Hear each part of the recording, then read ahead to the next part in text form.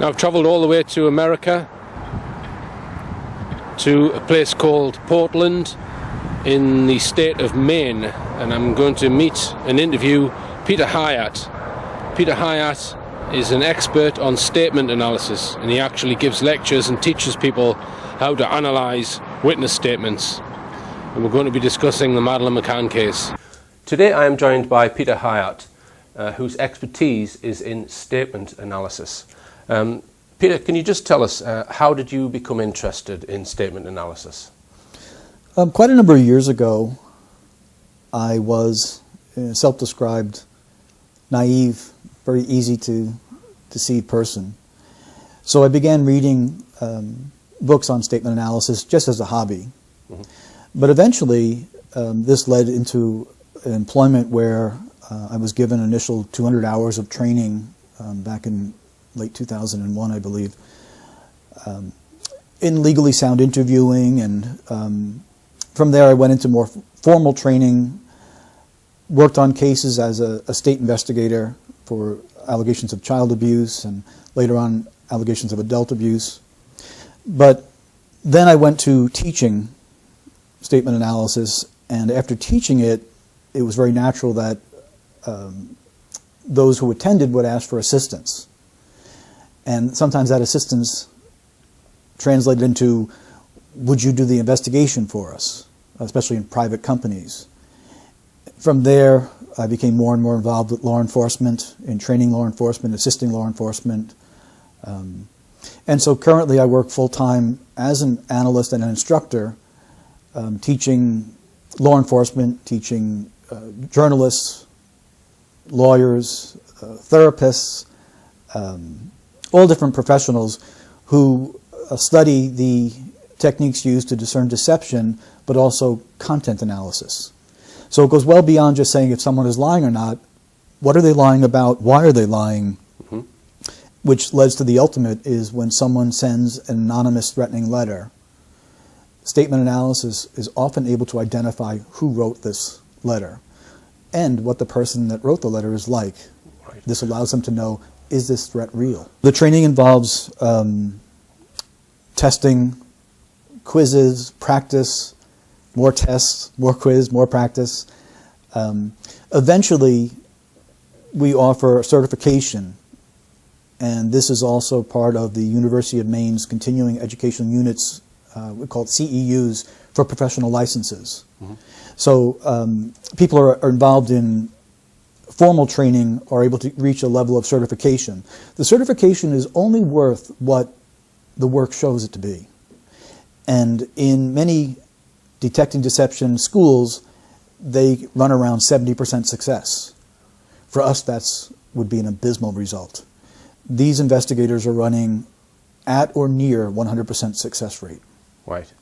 And you can test that by, you make an assertion during the investigation stage based on their statements, and then if someone is then convicted on other evidence, you know that you were correct. So that gives you a way of measuring the performance. Yeah, that's one way of measuring.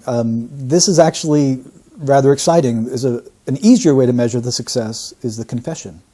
Yeah, the confession or admission, and we have that more than convictions, because when a person is deceptive, and during the interview process, where they are confronted using their own words, it is legally sound, it is non-interpretive, but where they're confronted with their own words, they often will either confess or admit what they have done.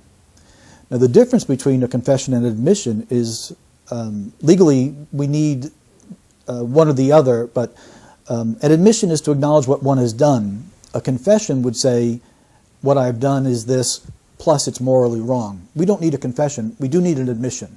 Mm-hmm. Then we have something, it's called the A to Z. This is very exciting.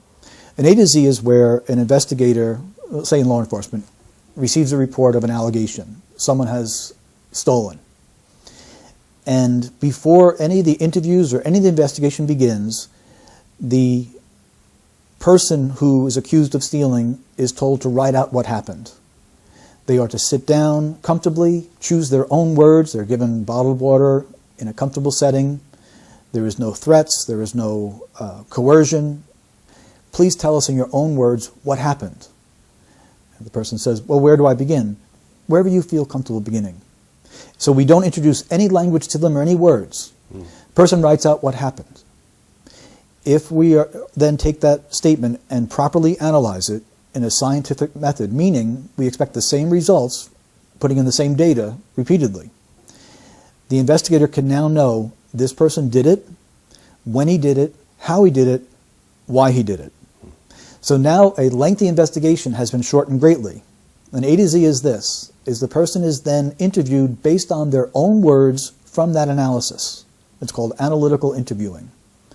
No new language is introduced. The subject is not threatened at all. The subject is not interrupted. He is allowed to speak freely about what happened. When he reaches a point where he is caught by his own words, he often will admit what he did. When he admits what he has done, the investigator then takes the analysis, hands it to him, and says, review this for me. And there's often this type of unity between the investigator and the now suspect, where the suspect shares, oh, your analysis was correct here. Yeah, you're right. I did hide the gun there, and they're able to go through it. That investigator is now filled with resolve and confidence that he takes into other investigations. So it is fantastic traction for their careers. It's a strength for truth, and it becomes a lesson like no other. The expression, giving someone enough rope to hang themselves, comes to mind. That would be a good way of using it. They made their own rope with their own words. We didn't hand it to them in that sense. So it's legally sound. Right. And obviously the police have the benefit of being able to put someone in that position and not force them to be questioned, but request them to do that.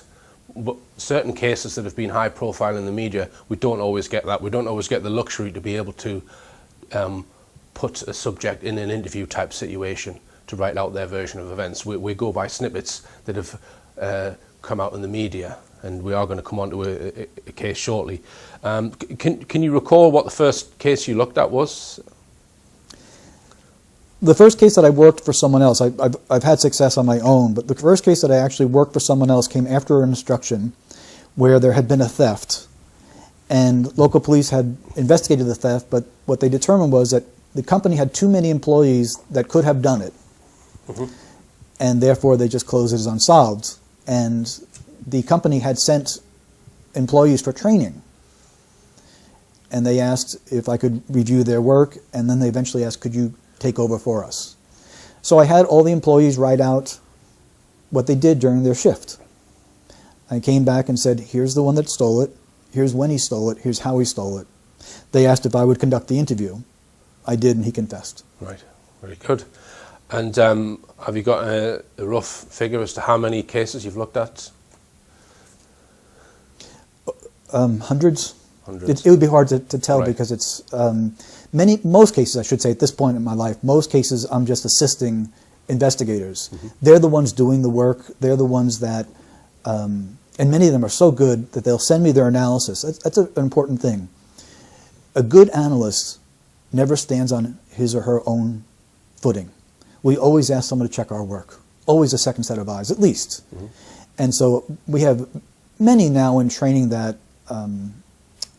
other law enforcement is asking them for help now because they're so good at it. Right. They're driven for justice. And is your work ever used in court or by other professionals? Well, it's used in court routinely. Statement analysis, like the polygraph, is not admissible as evidence. What happens is during even a cross-examination, the trained investigator is using statement analysis as he goes into testimony. So, for instance, an example of this is a man who was accused of murder took the stand in his own defense. And this is an example of how a prosecutor used the statement analysis to a successful conclusion. The man had been accused of killing a 13-year-old little girl out in the woods. He had claimed that he was alone in the woods. So, and when he took the stand in his own defense, the prosecutor asked, well, tell us what happened and what happened next. Those are the two most powerful questions that we have. What happened? What happened next? It allows them to choose whatever they want to choose, and this is an important point. The average person has a vocabulary of about 20,000 words. When you ask someone what happened, They must go into that vocabulary, decide what words to use out of the 20,000, where to order them, what verb tenses to use, what pronouns to use, where to place each word next to each other to communicate in less than a microsecond of time. That is a process that, when disrupted by deception, we catch. This man said he was alone.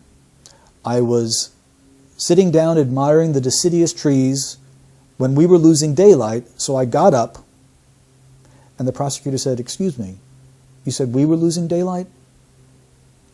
The pronoun we is instinctive and intuitive. It meant he was not alone. The defense called for a recess. The next day they came back and attempted to explain away why the word we should mean I. The jury didn't buy it, and he was convicted. Mm-hmm. Okay. And do you purely look at written statements, or do you listen to audio, or do you watch video? All of the above. All of the above. Yeah, the training begins with only written statements, and that's really the most effective means of doing this. But what happens is, very natural, it's called statement analysis, moves to a form of discourse analysis when someone becomes better and better over time. Their listening skills improve, and they're able to analyze as they're speaking. Okay, and I've got a list here of some areas that perhaps can indicate deception. Do you want to mention some of it, Peter, before we analyse the interview that we're going to look at? Sure. So hesitation? Well, we look at a disruption. Now, some people naturally will hesitate as they speak, so we look for a pattern. If someone is suddenly hesitating, we want to know why. So we call this a sensitivity indicator, meaning, for example, if I ask you a question and you answer the question with a question, you're buying yourself some time. I know this is an important question. It doesn't necessarily mean that you're being deceptive, but you've sure caught my attention. Right, okay. And searching for the right words? Well, thoughtful people can do that, but when they are under a certain context, like in a missing child case, we want to know what is the relationship between the missing child and the subject speaking. If it is a very close relationship, we generally don't see someone pausing or searching just for the right words. They don't care. All they care about is the missing child. And diverting, avoiding questions? A common form of deception. All right. What about unnecessary expansion on certain subjects, like using woolly jargon and that kind of thing? Can that be a form of deception? Yes, as a matter of fact, it's one of the most important things we look at. When someone uses an unnecessary word, unnecessary phrase, unnecessary detail, we deem it as doubly important. Right. I'll give you a good example of that. When I go to the store, in order for me to go to a store, I have to leave where I am at. So someone will say, I went to the store. The pronoun I went past tense, and the store is where they went. It is very likely, statistically, to be reliable. But if someone says, I left my house and went to the store, it's unnecessary to tell us that they left the house, because you can't get to the store unless you leave.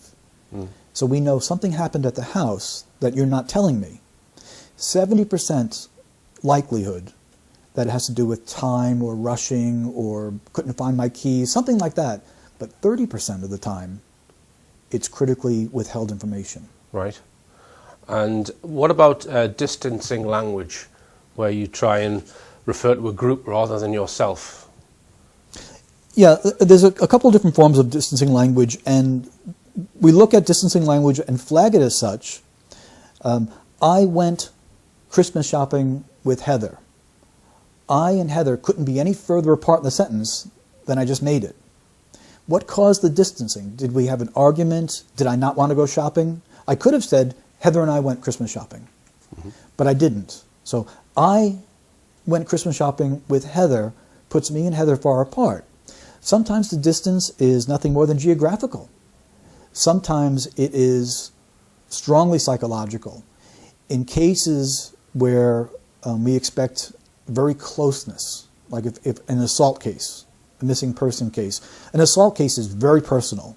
The language should reflect that. When someone has something happen to them where their body space was invaded and they were harmed, there's a hormonal response that's always going to show itself in the language. So when someone says that they were assaulted and there's distancing language, we look for deception. Okay. And what about the use of the word would? I would have done instead of I did do. Sure. It's one of the things that deceptive people use, and here's why. I said before that the average person has 20,000 words in their vocabulary. A more intelligent person might have 25, even 30,000 words. And when you ask them what happened, they must go into their memory. And when experiential memory speaks, it is very smooth and it goes in chronological order. A lie will disrupt that, and that causes internal stress. So people say, well, sociopaths don't feel stressed when they're lying. That's not true. They feel very stressed when they're lying because they don't want to be caught. So to disrupt that process is very stressful, and those that are really good at lying will use a substitute of words. So one of the things they'll do, instead of saying, I did not use performance-enhancing drugs, they say, I never used performance-enhancing drugs. I would never. And what they're doing is they're actually distancing themselves from an actual denial. We saw this many years ago in Lance Armstrong, where he repeatedly used the word would never or never. In all the years that I watched his interviews, all the transcripts that I've seen, not once did he say, I didn't use performance-enhancing drugs. He avoided it.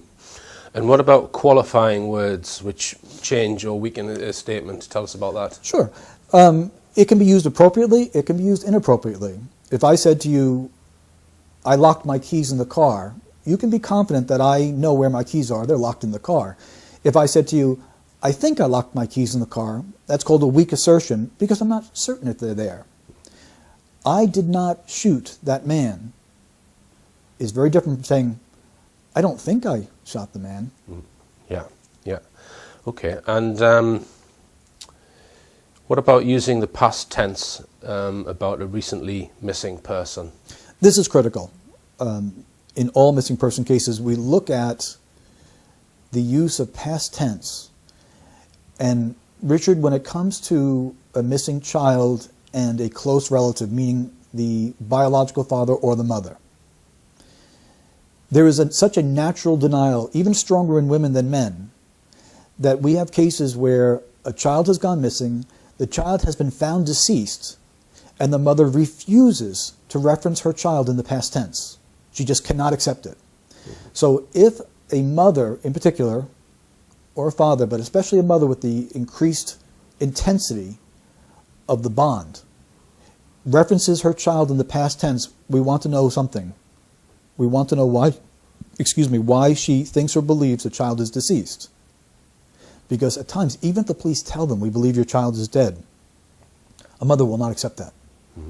So when a mother of a missing child speaks of the child in the past tense early on before the processing has taken place, she's giving us a strong indication that she may know more than she's saying.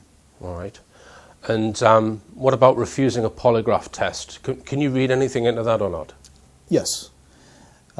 John Walsh has become famous, unfortunately, for the tragedy that happened in his life here in America. And he advises people very publicly. And what I mean by very publicly is not just through his own website, but through every television appearance he does regarding missing children, is he says to the parents, take a polygraph immediately so the police can do their work and find your child. When someone refuses to take a polygraph, they have a reason to refuse it. And that's of great concern. Right. Okay. And tell us about the ratio of how much time people spend when they're telling a story at the beginning and the middle of it and an end, and what that might reveal. Sure. We actually measure the content of someone's account. And a truthful account will generally be broken down into 3 parts. If your child went missing, and I were to ask you questions about it, the most important thing to you is your child missing. That's what you're going to talk about. And so the bulk of your words are going to be focused on your child and what happened. You might introduce it saying, I went to dinner, and that's a short introduction, and then you talk about your child, and then afterwards you called 911, or you called police, or you called for assistance. but the bulk of your account is going to be found right in the middle. What happened to your child is the most important thing to you. Deceptive people who have guilty knowledge of what happened to their child don't want to talk about it because it causes internal stress. So they talk a great deal of time in what happened beforehand. That's where they focus their details. Whereas any parent without guilty knowledge, any innocent parent, is going to focus upon the child. Now, when I say innocent, I mean a de facto innocence, not a judicial innocence. People are innocent until proven guilty in a court of law in the United States. What I mean by innocent is the de facto or in fact innocence. They have no guilty knowledge of what happened to their missing child. Mm-hmm. That type of innocence. So right. It's important to... Yes, yeah, I understand that. Now, you run a blog, Peter, where a lot of this statement analysis subject is discussed. Can you put everything on there, all of your professional cases, or are you limited as to what you can write on the blog? Yeah, the blog is only cases that I'm not professionally involved in. So the most fascinating cases never reach the blog. The blog is also a tool of advertising for my business. The blog catches the attention of investigators and who say, oh, you know, I'd like to study that more in depth. Most of them have had some training in their academies. Some were privileged to go on to the FBI's National Academy where they learned deception detection. But what I produce on the blog is short summaries, not in-depth analysis. It would take far too long to explain some of the things there. Mm-hmm. On the case of missing Madeleine McCann, I didn't cover it a great deal. It fascinated me, but I didn't cover a great deal because it seemed that it was saturated with coverage. Mm-hmm. And when something becomes that heavily covered, I generally move on to something else. And so I put a general analysis on the blog about it, but really in the interview, there's much more there than... much more in the content of the analysis than is on the blog. So this was an interview that the McCanns did in 2011, and I think it was on Australian television.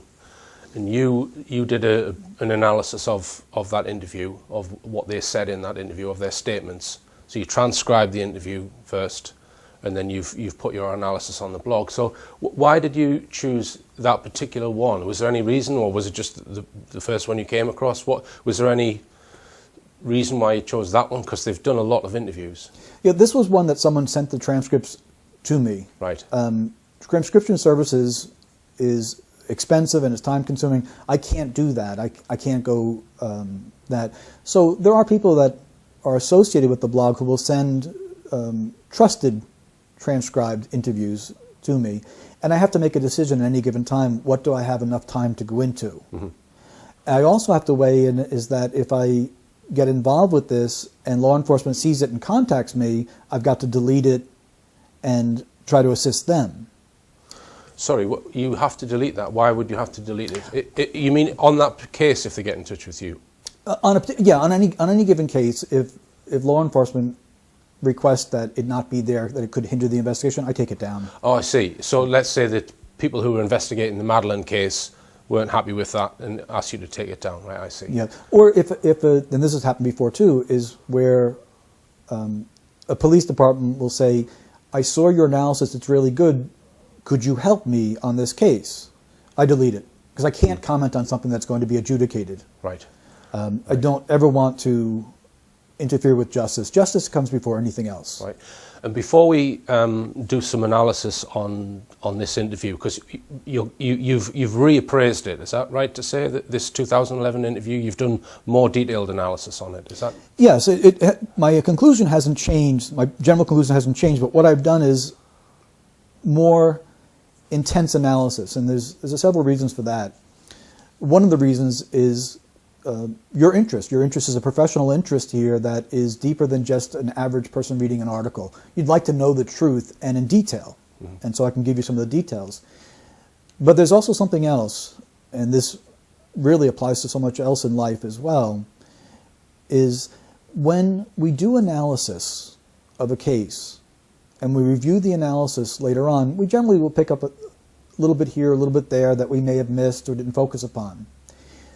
when we reanalyze something from what we call disparate eyes, from a mind that has moved on to other things, it is called the 40% rule. The same content may yield 40% more information. Mm-hmm. And it's quite practical in the sense that your mind goes on a scent. You pick up a scent and you follow it. And once you follow it to completion, you've got a good portrait. When you look at it again, maybe a month later, you don't have that same scent. Mm-hmm. And you say, oh, I need to focus a little more on something else here now. And that yields more and more content. Then you can take it and hand it to another trained analyst who now brings in more information. And so, although it doesn't change the conclusion, it enhances the analysis itself. Mm-hmm. We're literally entering into the perception of reality from the speaker. Before you tell us your analysis on this interview, just want to mention the legal aspects of this. This is opinion. Yeah, there's no statement of innocence or guilt. Is that, just tell us what an analysis is in those terms? Yeah, this is, we call it presuppositional thinking. We go into a statement presupposing an opinion. Now, when someone speaks publicly, there is an expectation that is presupposed. You're either going to believe me or you're not. And the public, we have a right to say, I believe what they're telling me, I don't believe what they're telling me. It is just my opinion. If I say I believe someone or I don't believe someone, as a statement analyst, it's my opinion, and here's why I have this opinion. So I'm able to explain why. Now, this is not, it sounds like a moral exercise. It's not. When someone speaks, we presuppose that everything they're telling us is the truth. We actually go into the analysis believing everything they said, unless they talk us out of it. Mm. If they talk us out of it, not only are we able to pick up that they are deceiving us, but the words that they chose in deceiving us can often reveal what happened. Mm-hmm. And that's what I believe is the case we're going to look at. But because the analysis is your opinion, you've not had any legal issues from subjects that you've done analysis on in the past, just to ask that question. Well, I've had some complaints. Representative Anthony Weiner from New York was upset several years ago about my analysis. He had been sexting, sending sexual pictures to people from his phone, and he claimed that it wasn't him doing it. Oh. And so I had received a complaint from them, and I said, number one, it's my opinion. Number two, I'll take it down when he tells the truth.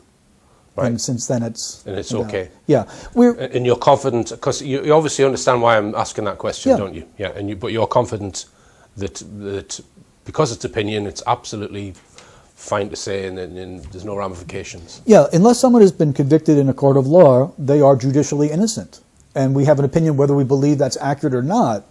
Mm-hmm. However, because of what I do for a living, my opinion has consequences. So if I am able to go through an entire interview like the McCanns gave and make a conclusion, it's going to impact my ability to provide for my family. So anyone can have an opinion that's perfectly appropriate. It's legal to have an opinion. If I have an opinion, I can say anywhere between 10% to 100% certainty of my opinion. There's something on the line there for me. If I am wrong, law enforcement is not likely to hire me to work for them. Right. But first, for 4 years, Kate and Gerry McCann have lived a never-ending ordeal, and they still don't know when or if it'll ever end.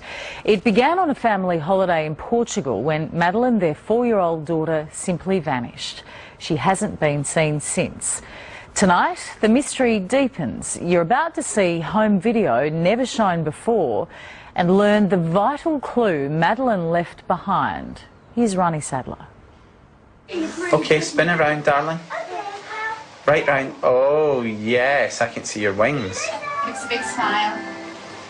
Oh, yes. One more, big smile. That's pretty. She was an incredibly beautiful baby, actually. You sound like the most biased parents on the planet now, but she was just really compact and just a really kind of nice, round, perfect head, and you know, and then she opened her mouth and the whole world knew she was with us. This would not be considered a blatant past tense use of the verb was. Here she says, she was incredibly beautiful baby, actually.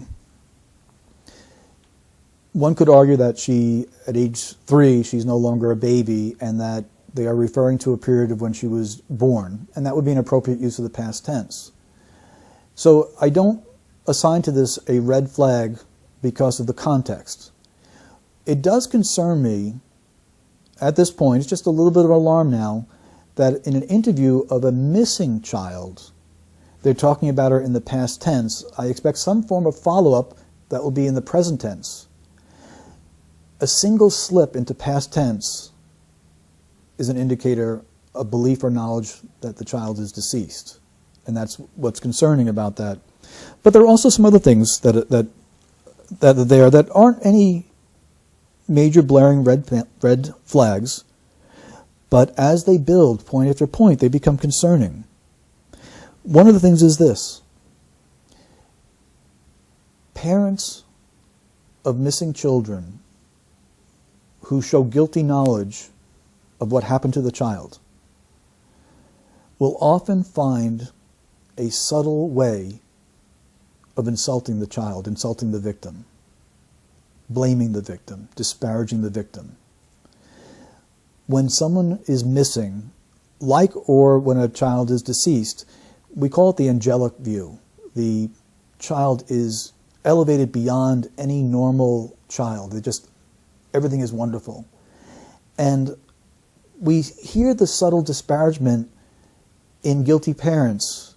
Casey Anthony actually called her little daughter a name, a derogatory name. In shaken baby syndrome cases, the baby wouldn't stop crying as if it was the baby's fault. The baby wouldn't take her formula as if the baby was at fault. And what that is, in guilty statements, within human nature, there is some drive to justify what happened, to clear oneself. So I don't like several things about this. I don't like a past tense reference without following up present tense. It continued there, and we have a praising of the baby that I do like, and then when she opened her mouth, the whole world knew she was with us, is a subtle way of saying that she was really loud. I'm not sure that sounds like praise. I have 6 children. I have 2 grandchildren, and I listen to the words of parents regularly. And given the setting of an interview where the child is missing, it's not something I expected to hear. Now, it's not a point I'm going to hang my hat on, but I've been called to the attention now that maybe Madeline was a little bit loud for them. It's a really strange place to be giving even a small complaint. She had McCann level volume, there's no doubt about that. Clap your hands together, 1,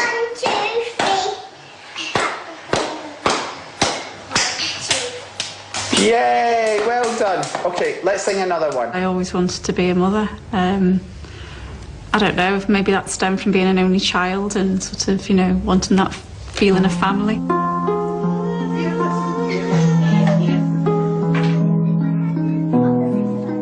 Madeline was the daughter Kate and Gerry McCann always wanted. For years, Kate struggled to fall pregnant, so when Madeline came along, they felt blessed. They loved to photograph her, and she loved being photographed. This is the last picture of Madeline, taken 7 hours before she disappeared. There's a photo of her that afternoon that was taken at 2:29, I think, because we've got it on the digital camera. And she was just sitting by the pool with myself, and we've both got our feet just paddling, and she's so happy. I am concerned, again lightly, but it is increasing, and here's why. They're speaking in terms of nostalgia. This is what we do when a child is not coming back. They are waxing nostalgic about a child that's missing. And this is going to become right now a very minor point is going to become a major red flag for deception. If you were able to put yourself into their shoes, which is what we always do, put yourself in the shoes, what would you be like? What would you be like if your child was missing? And this is what is terribly missing from the interview. Statement analysis deals with what one tells us. It also deals with what one doesn't tell us. When parents of missing children have no involvement or no guilty knowledge of what happened to the child, their focus is on what the child is experiencing now. Does she have her favorite blankie? Does she have her teddy bear? Is someone looking at her warm smile? Are they kissing her? Is she scared at night? They are consumed by these thoughts. These people are speaking as if they have already processed something, which is her death. It's been 1,543 days since Madeleine McCann vanished. To keep Madeleine's case alive, this private couple has revealed more of themselves than ever before. Kate and Gerry are both doctors. They married in 1998, and in 2001, after 3 years of failing to conceive naturally, they began IVF. 18 months later, on the eve of another hospital appointment, Kate did a home pregnancy test. A little line appeared on the test. You know, I'm a doctor and it says on the box any kind of line is a positive, but I was like, oh, I'm not sure. But there was that faint kind of... Showed it to me and I'm like, it's definitely. It's definitely. No question. And obviously we had a scan and there's a little beating heart and that was our little Madeleine, you know, so... Who's that present for? That's for Auntie Claire. Are we going to post it today? No. We are. There's a letter. Who says Say yes, Daddy. Yes, Daddy. Okay. And then, in May 2003, 3 became 5. When she first saw the twins, she was just ecstatic. Absolutely ecstatic. Oh, we took a very big toilet. Santa was some crinkly stories. Alice. Felt blessed, really, at that time. You say the family felt really complete. You know, we did feel incredibly lucky.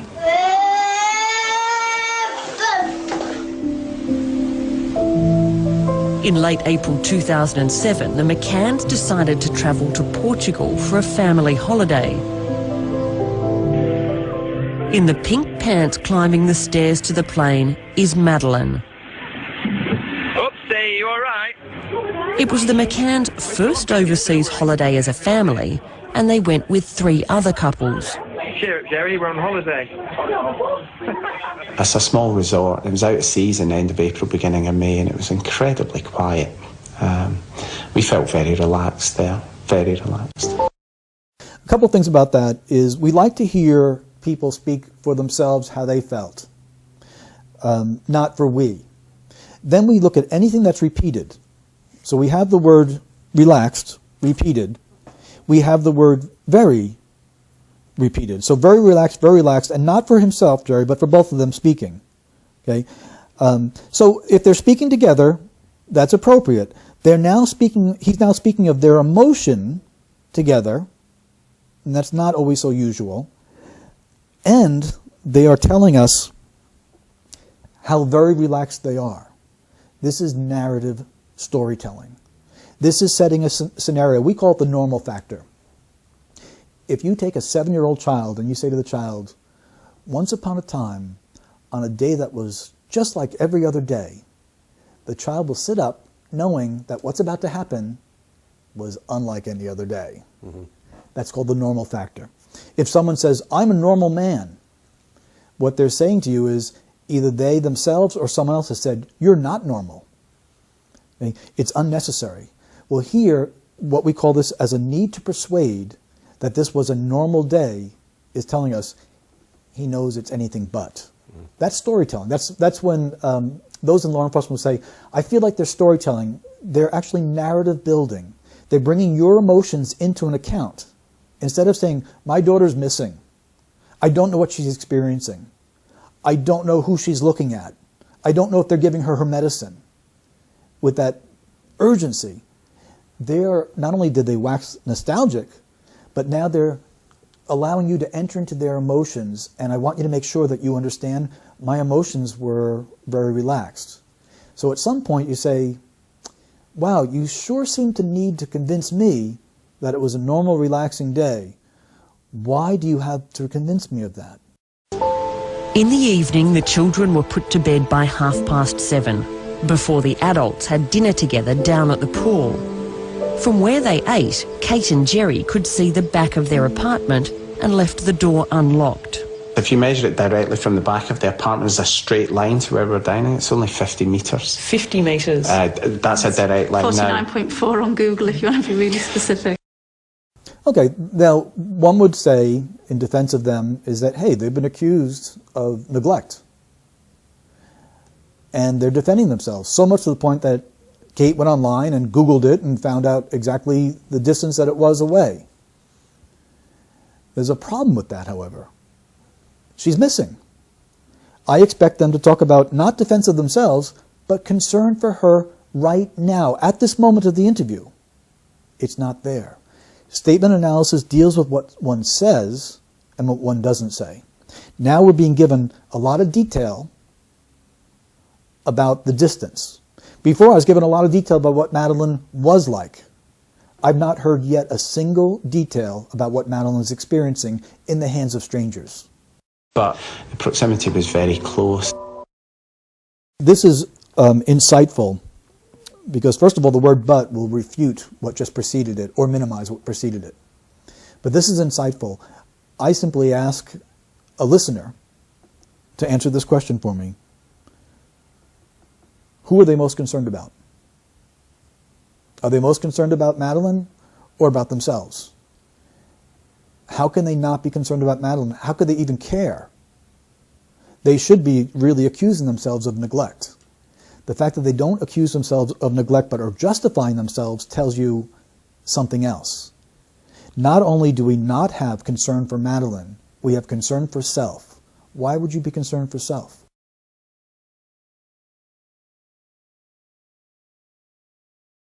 Madeline and the twins slept in a room at the front of Villa 5A. Kate and Gerry believed their shuttered bedroom window, overlooking the car park and street, was closed and locked. Every half an hour, the parents would take turns to check on each other's children. We thought that was the best thing, and it seemed to work absolutely fine, and we didn't have any problem right until the Thursday morning when Madeline said, why didn't you come when we cried last night? We thought, that's odd. Okay, well, when you look at the word but I mentioned before, that should call your attention to what preceded it.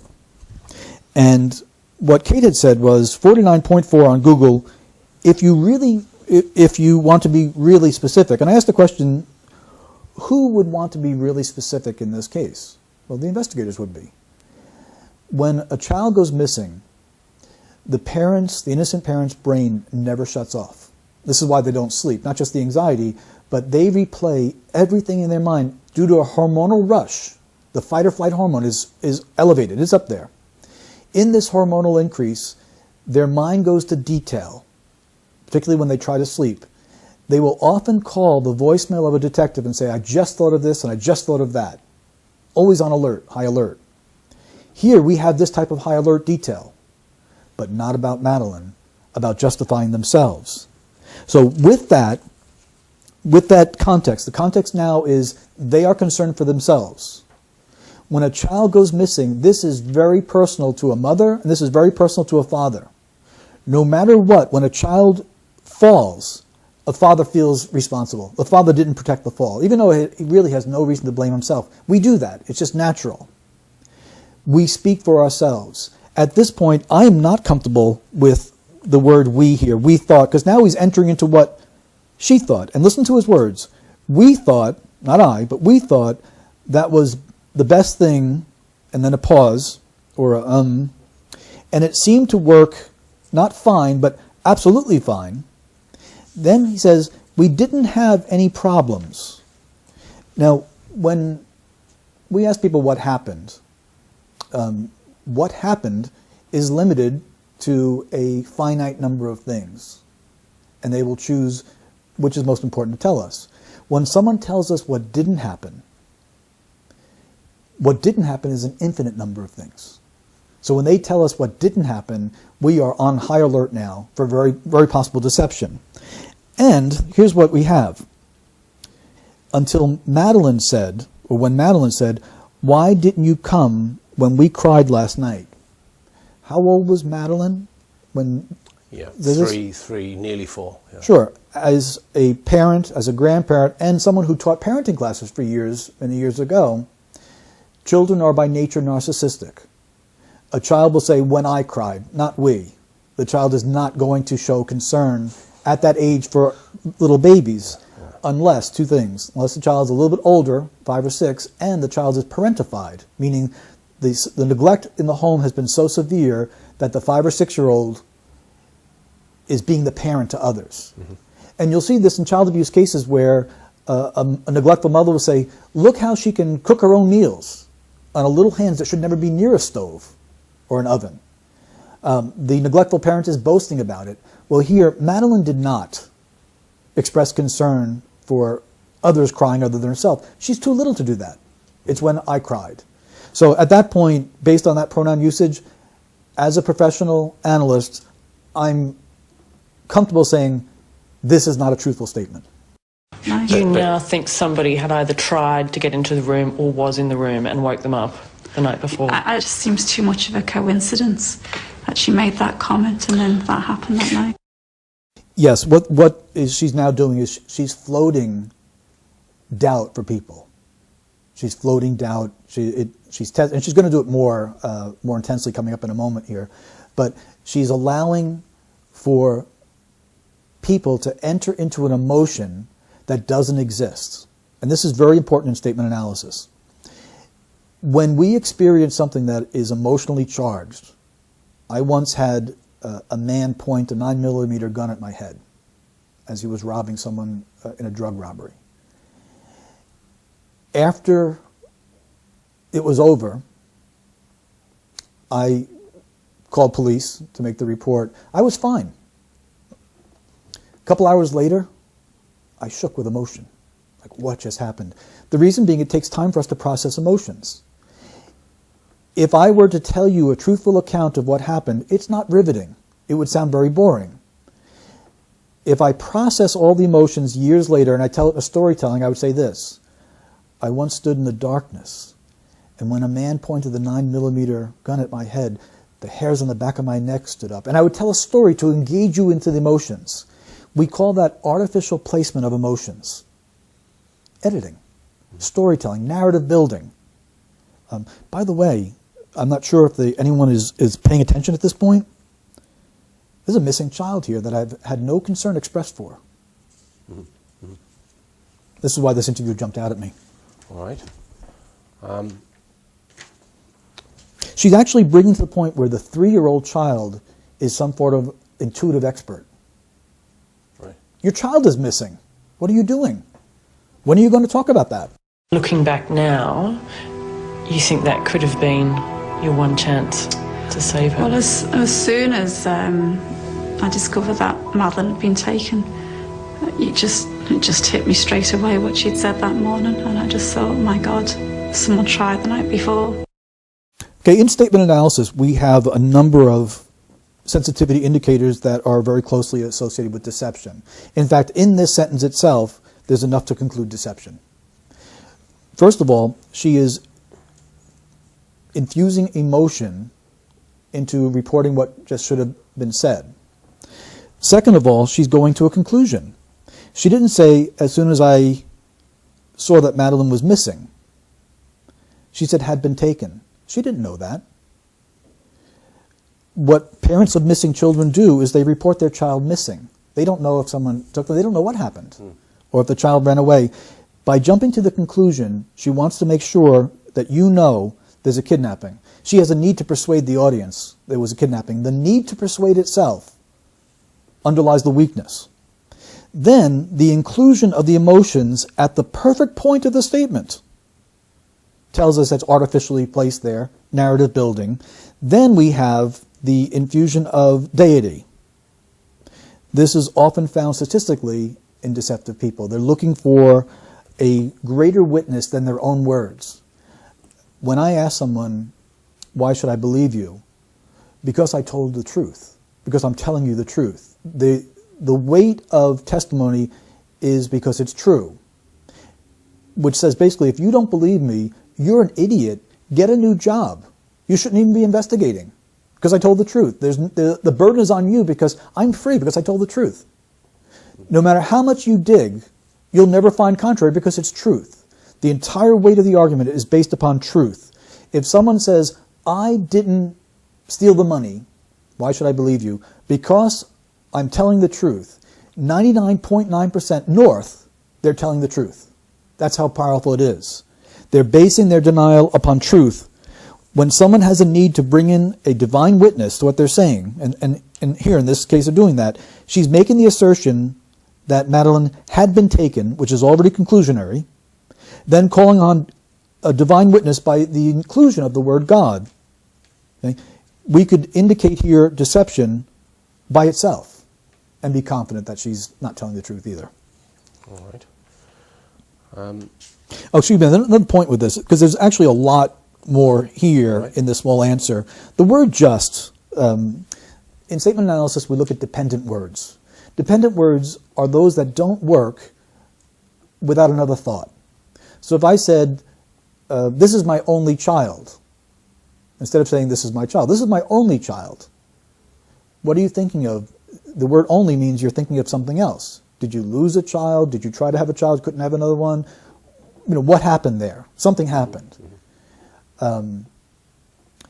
In her case, the word just, it just hit me, and the word just hit me is the timing of the emotion. Okay, the emotion doesn't belong here, but it's part of her storytelling. And I just thought, my God, someone tried the night before. The word just there means she's comparing this thought with something else. Deceptive people do it all the time. They're comparing the thought that they're floating for the audience with the truth, what really happened.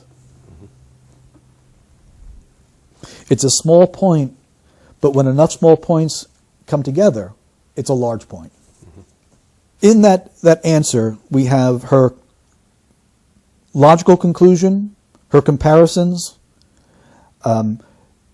We have her giving detail that doesn't add up to what children respond like. And we know that at this particular point in the statement, her concern should not be what a 3-year-old thought, but what my 3-year-old is going through right now. And that again is missing.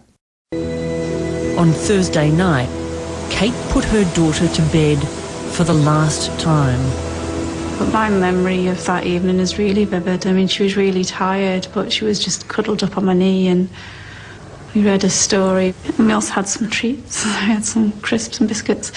And then after they'd done the usual kind of toilet teeth, we went through to the bedroom and read another story, If You're Happy and You Know It.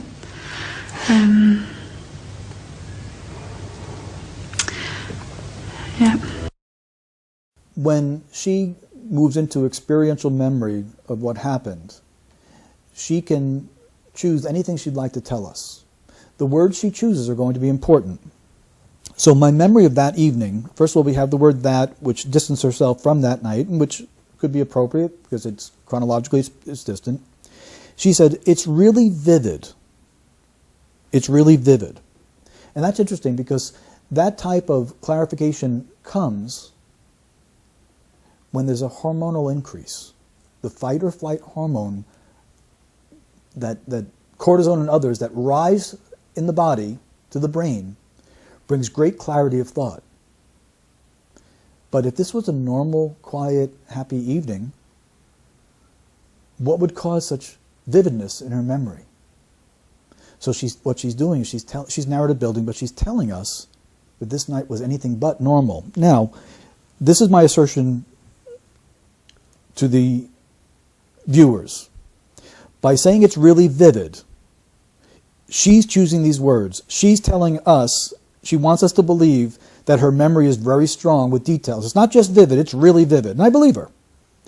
I mean, she was really tired.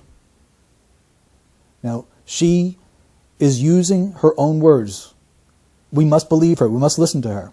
I believe that her memory of that evening is very vivid because her hormones were on super high alert. I believe that Madeline was really tired, and that Madeline's tiredness is important to this case enough that she's mentioning it here. We should be listening and believing her. But she just cuddled up on my knee, and we read a story. And we also had some treats. This is a portrayal of a really good mom. Okay? Now, I'm asking the viewers to enter into not reality, but the verbalized perception of reality. She's telling you, my memory is really strong for a reason. I believe her. Madeline was really tired, and there's a reason why that's here too. And I'm a really good mom. She has a need to tell us this while her child is missing. Okay? This is often an indication of neglect or abuse. There's a correlation between mothers who, when they go for substance abuse treatment, if a mother says in the in-screening of substance abuse treatment, I'm a really great mom, or portrays it in any way, shape, or form, it's a signal for the therapist to go into the history and find this mother has been involved with Child Protective Services. Okay? In other words, great moms are often too tired to talk about how great they are, just from being tired. It's the need to brag is concerning. Now, her child is missing. At this point, the self-condemnation should be through the roof instead of the boasting. This is not a good sign. I'm believing her as she's guiding me until she talks me out of it. I think they may have read. I think they may have had some treats. In fact, she's given me exact details of the treats because I think she really is vivid memory because the hormones are really high, which is concerning. And then what I mentioned earlier about the normal factor, here we go. The usual kind. In other words, it's a normal, usual night. The need for her to express that tells us it was anything but. It was anything but. Now, the mentioning of toilet, teeth is unnecessary. There's any number of things that you do with a child, but she chooses to include these things. These associations in language are often associated with sexual abuse. Right. And this, I've heard you say that before, Peter, or read that. That seems quite sort of, I don't understand why that might be the case. Sure, and it does warrant an explanation. I was once investigating a robbery, and the employees were asked to write out a statement of what they had done. And one woman wrote, I woke up, brushed my teeth, got dressed, and went to work. And she included the brushing of her teeth. And in statement analysis, we believe what someone tells us. I believe she brushed her teeth. I also know that when people include brushing of teeth in a statement, it's very rare. It's important to her. It's something that we all do, and 90% plus people don't feel necessary to tell us they brushed their teeth. So why would brushing teeth be so important to her? So I spoke to the owner of the business and said, I would like to speak to this young woman about the theft. I said, no, she didn't steal, but I believe she's a victim of domestic violence and she knows who did. And the owners were shocked. How could you possibly have known that? We had met with her. She is in a domestically violent relationship. We talked about it. We've been trying to get her out of it, but she won't listen to us. How did you know? I said, because she brushed her teeth. And they thought that was just crazy. I said, no. What we do is we flag personal hygiene. And we ask you to consider what her life is like. Women that are involved in domestically violent relationships are generally not subject to violence. It is the threat of violence that controls them. So in her world, when she gets up in the morning, she goes into the bathroom, she locks the door, and for a few minutes, she feels safe while she's brushing her teeth and tending to herself. Because the rest of her life is controlled by him. He might text her at work, he might call her at work, he might control things. And what I think happened there was that she allowed him and his gang to enter access into the building to commit the theft. Brushing her teeth was something so important to her that she mentioned it. So whenever we see personal hygiene, where it is unnecessary, we explore for these matters. Now, the idea of sexual abuse comes in with water.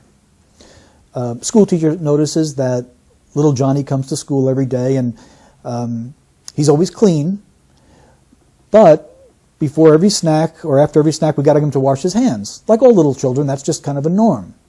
One day Johnny comes to school and he washes his hands without being asked and washes them again and washes them again and washes them again, and the teacher says, uh-oh, something's wrong. There's a dramatic change in his behavior and it has to do with water. Okay. What they have to explore for is the possibility of sexual abuse. When a child is sexually abused very early on, in the bedroom by a trusted family member, the child's sensory is different. And someone may be 40 years old and say, when I went to the store, I opened the door and went in. You can't go to the store without opening a door. Why would he mention door? Because in his brain, there is an association with the sound of an opening door that's with him forever. Because the opening of a door sound may be associated with when he was sexually abused, or she was sexually abused. So we believe what someone tells us. I believe that, they had this personal hygiene with every 3-year-old goes through it.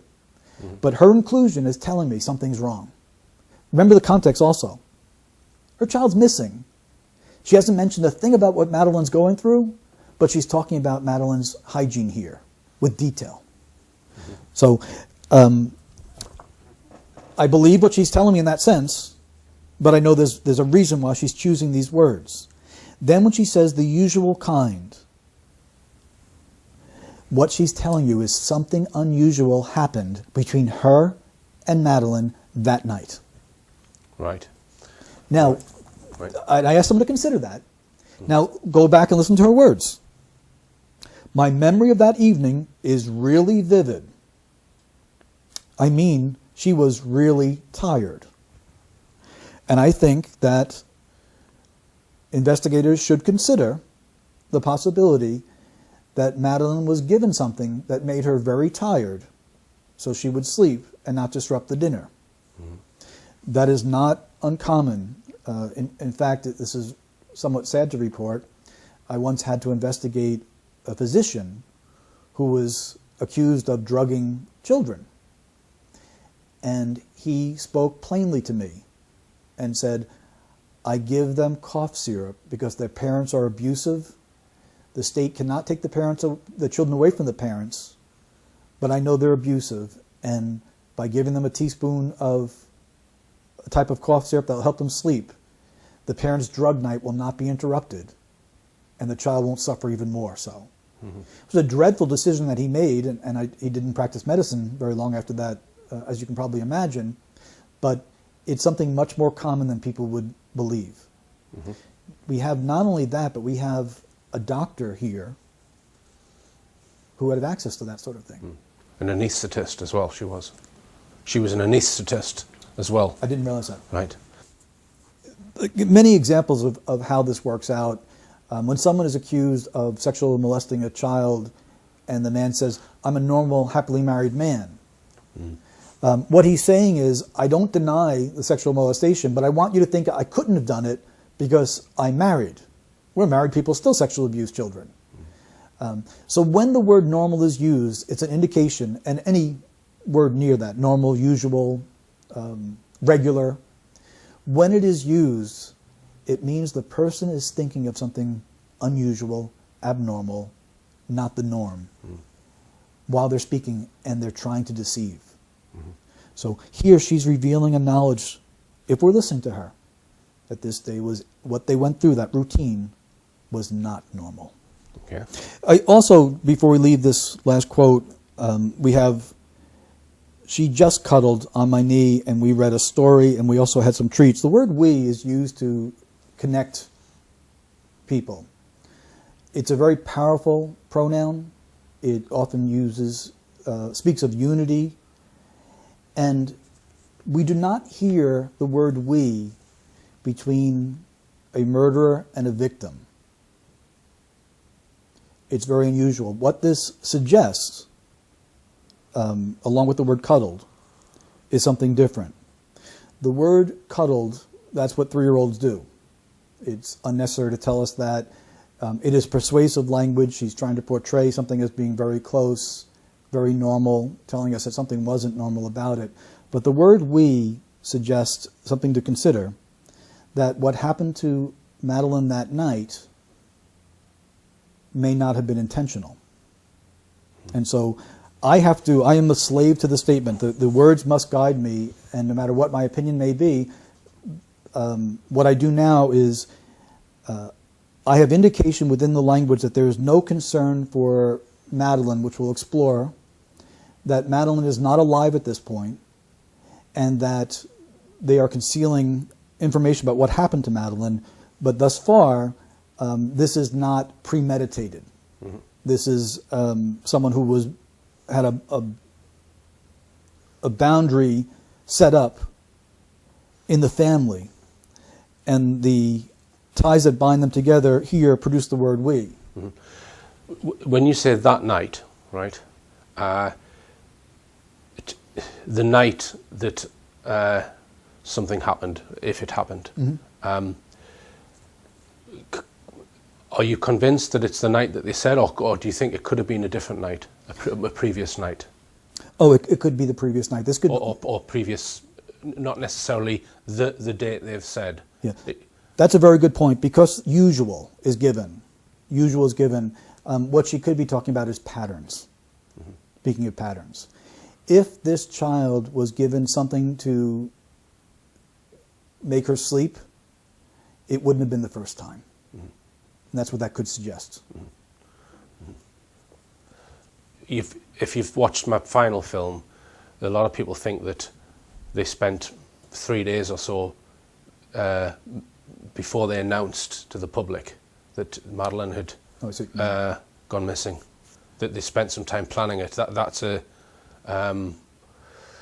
well, it's all covered in my final film basically. But what we looked at was, we went back in time from the point where they alerted the police to try and find evidence of her being alive in photographs and all kinds of things. So there is a school of thought that she died on the 29th of April, which was 3 days before they even reported her missing. So I don't know, have you not watched that final film? I haven't yet. Right, okay.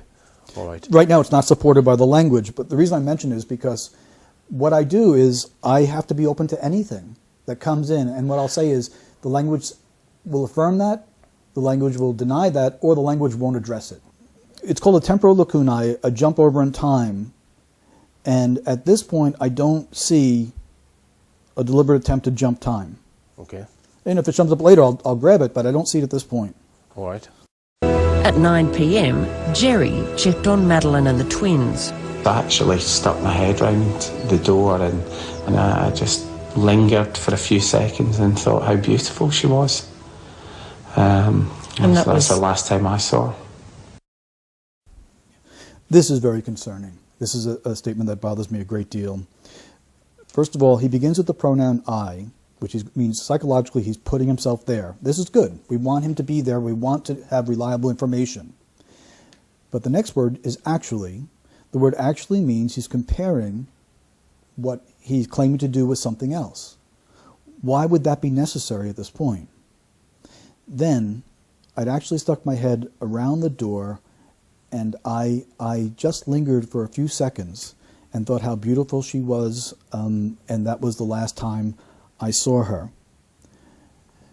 At this point, his child is missing, not dead, according to their narrative. even though he's referencing a specific night, is Madeline no longer beautiful?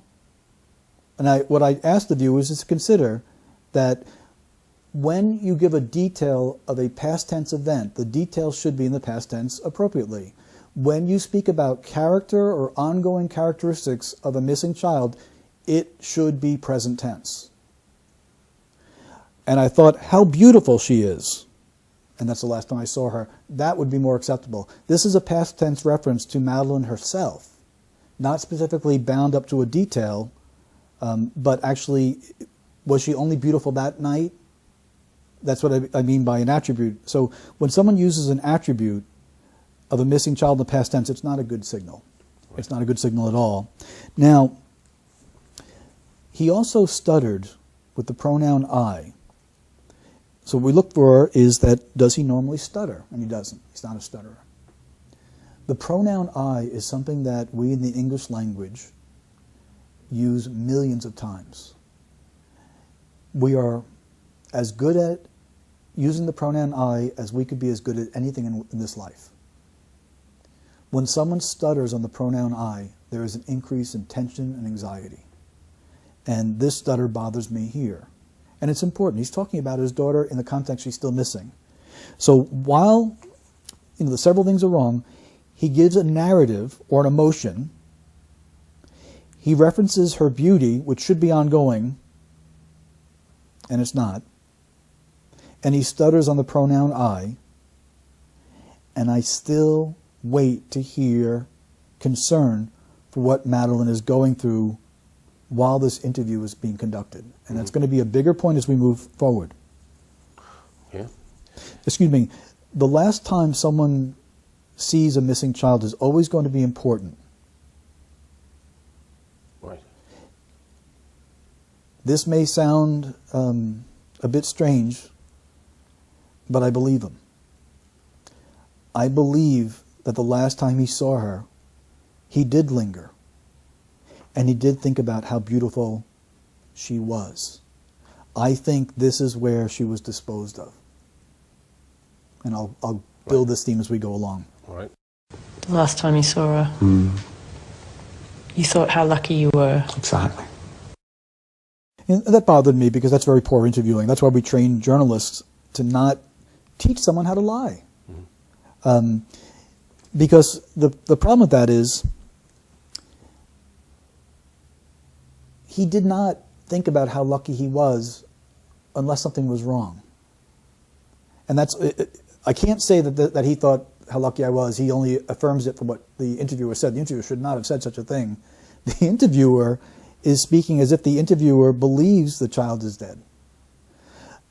If you have no guilty knowledge of your missing child and you leave the child to go to dinner, you're not going to have that type of nostalgic thoughts. You're just going to dinner and, we'll miss her, we'll be back in shortly and everything will be fine. You don't have those type of thoughts.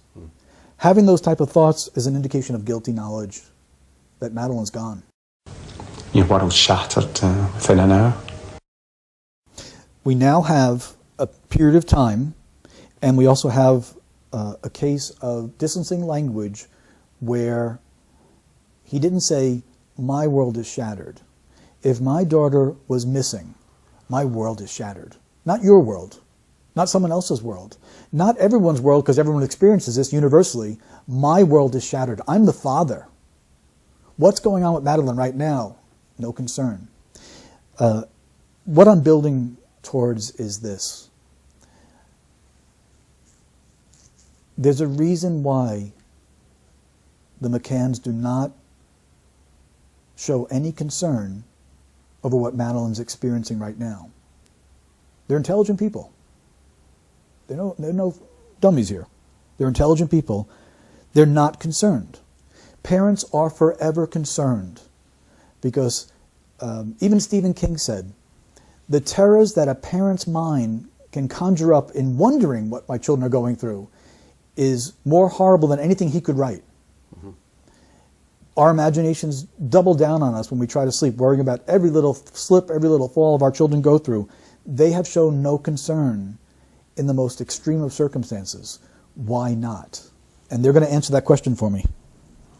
So Gerry, as a biological father, is telling us that his world isn't shattered. Your world is. That's distancing language. At 10 p.m, it was Kate's turn to look in on the kids. At that point, I expect to hear, I got there and Madeline was gone. That's, it's not a discovery. It is a traumatic, personal, up-close personal, extreme event that puts hormone levels so high that if they don't recede quickly, there's going to be PTSD. In other words, the hormonal response of finding your child missing is going to be so extreme that in a few moments, you're not going to be able to reason the emotions down, the hormones down. If you're driving your car, and as you're driving, someone cuts you off, and you grab your wheel, and you can feel the flush of hormones. You feel it physically. It's a physiological reaction. You say to yourself, I'm okay, and your hands begin to loosen. The blood goes back towards the blood flow that initially went out to protect you, and the hormones recede in just a few moments, maybe a second or two, even less than a second. If that hormonal response were to stay elevated for more than a few seconds, it is very likely that 30 years from now you're going to wake up screaming because the brain has an imprint on it. If you walked through the door and found your child missing, the hormonal response is so extreme and there's no reasoning it down, that parent will suffer for the rest of the parent's life, even if the child is found safely a week later. 30 years later, the parent will still wake up screaming because the imprint on the brain, the inability for the brain to process the most powerful of human emotions, of mother-child bonding, it can't happen properly. And so we can mitigate it by trying to get them to process it. Journaling is very helpful, but it is so intense. And that's why the vividness is so powerful. And it's physiological. When you're under attack, when something like that happens, your pupils will dilate, you go on high alert, blood will flow to and from certain parts of your body, your legs will become stronger so you can run. The blood goes away from the internal organs so that if you're knifed, you have a better chance of surviving. The hairs, people say the hair on the back of my neck stood up. It's actually true. Piloerection it's called. It is some kind of built-in mechanism to make us look bigger and stronger. Those are the type of reactions that you will have if you find, or I will have, if I find my child being missing. She tells us I had that type of reaction with the conclusion that everything was normal. You can't have it both ways. This is a disconnect that means she's not speaking from experiential memory. She's using certain points of the account, stitching it together in an overall deceptive account. The bedroom door where the 3 children were sleeping was open much further than we'd left it. I went to close it to about here, and then as I got to here, it suddenly slammed. And then as I opened it, it was then that I just thought, I'll just look at the children. And literally as I went back in, the curtains of the bedroom, which were drawn, were closed. It was like a gust of wind, kind of just blew them open. This is not a sophisticated liar. This is a silly story where my child is missing and I'm talking about the curtains and blowing and all sorts of emotions. That's where someone who is a police officer, even without terrific training, will say, storytelling. This is storytelling. Well, we call it narrative building, and what she's doing is she's giving the inclusion of emotions, besides many other indicators of problems within the house, including the door. The bedroom door where the three children, not my kids, that's distancing language there, were sleeping, was open much further than I'd left it. That's not what she says. We left it. Does that mean that she and her husband each took a hand and moved the door to a certain level together? Because that's what she wants me to believe. Mm-hmm. She's lying. Mm-hmm. This is deception. The fact that she's using door for deception is because she's building a narrative about a kidnapping. The need to build a narrative about kidnapping says the child wasn't kidnapped. That plainly. And literally, as I went back in, the curtains of the bedroom, which were drawn, were closed. It was like a gust of wind blew upon them. She's asking you to enter into an emotional, fictitious account. This is the writing of fiction. This is something that even Statement Analysis 101 would be able to grab on. Mm-hmm. So I conclude here, deception indicated from this alone. And you mentioned here again, doors and windows are often found within language of sexual abuse. Yeah, I'm concerned. Right. I'm concerned. This is not a normal family. There are verbal indicators, and it doesn't necessarily mean that Madeline was a victim of sexual abuse. What it could be is in the language of Kate that she was sexually abused while she was growing up. This would leave her vulnerable for things such as neglect. And if you take that to the next step, someone that has been sexually abused in childhood who is now vulnerable to neglecting her own children, possibly even failure to protect if someone else, like her husband, was involved in sexual abuse, we would find the need to persuade us, I'm a great mom. We were cuddling. Okay? The reason I indicated deception with that statement about cuddling is because whenever someone says, we call it the I love you factor. I kissed my kids, told them I loved them, and went to bed. Everyone kisses their kids and says, I love you, go to bed. When you see that in a criminal statement, they're telling you something is really wrong between me and the kids. So her need to persuade about the cuddling, if you consider it carefully, you must be open to the fact that she may have been holding a lifeless body and has a need to persuade, no, this was cuddling. Okay.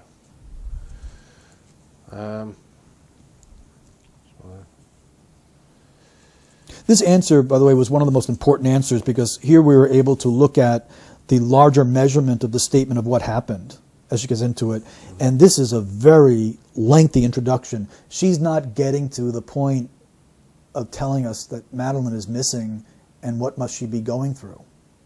She is narrative building of even if we just measured it with the scientific measurement of our formula of 25% introduction, 50% content, 25% afterwards, she is heavily delaying getting to the point and giving lots of unnecessary details. Mm-hmm. Where do we have more detail? On what Madeline is going through or on the windows? And the curtains, which had been closed, just swung open into the room and revealed that the shutter was all the way up and the window being pushed right across. And then I just knew she'd been taken. Right. She goes to a conclusion of the matter and she goes into present tense language. This is an intelligent woman. She knows how to use verb tenses. When someone is committed to something that happened, I came to the building, not I come to the building.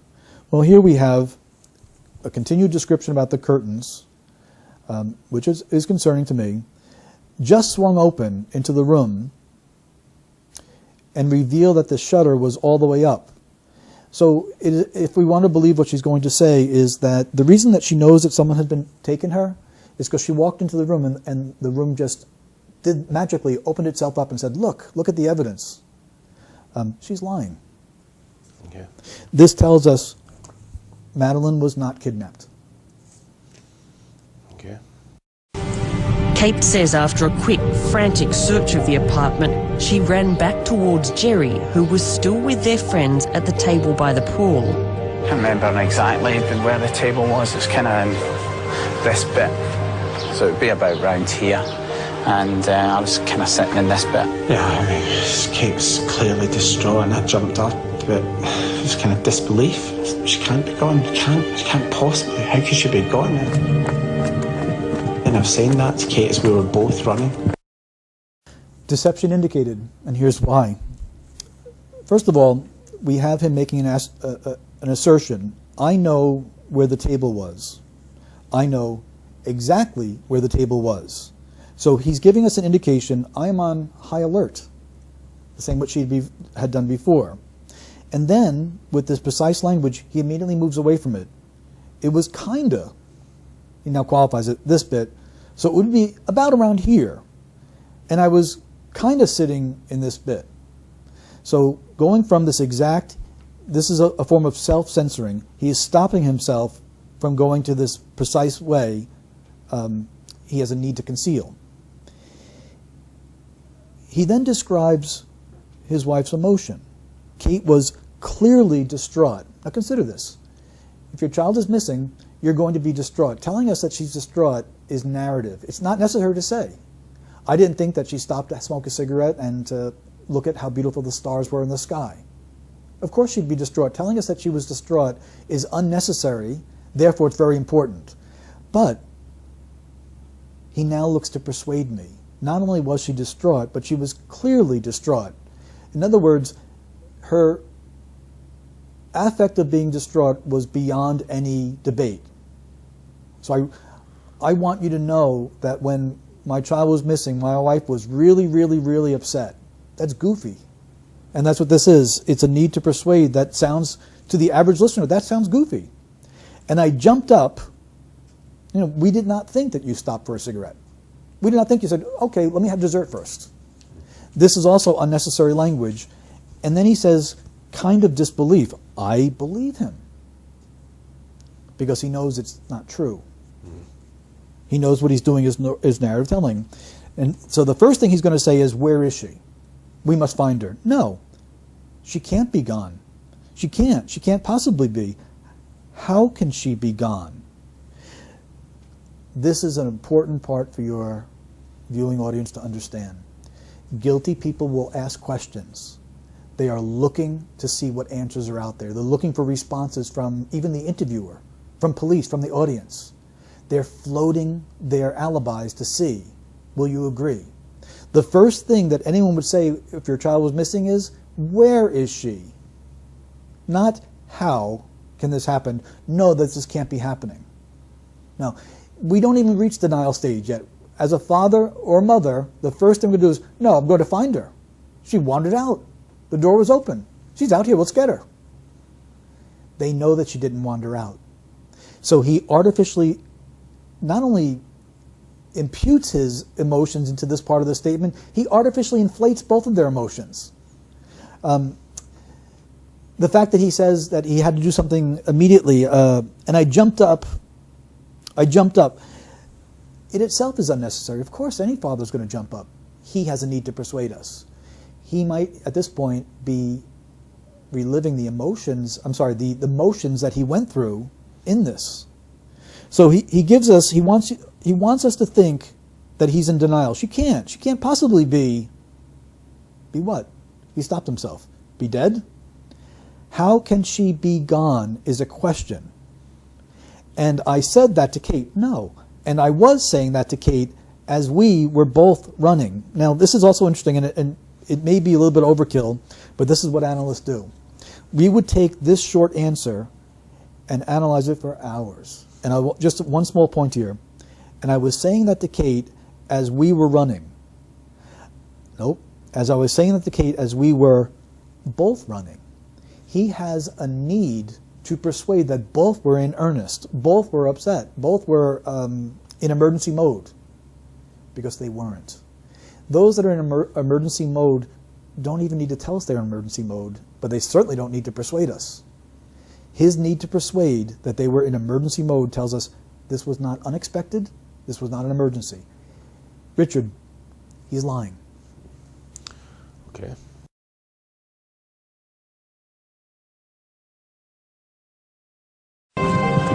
Police were called within 15 minutes, but they didn't arrive for nearly an hour.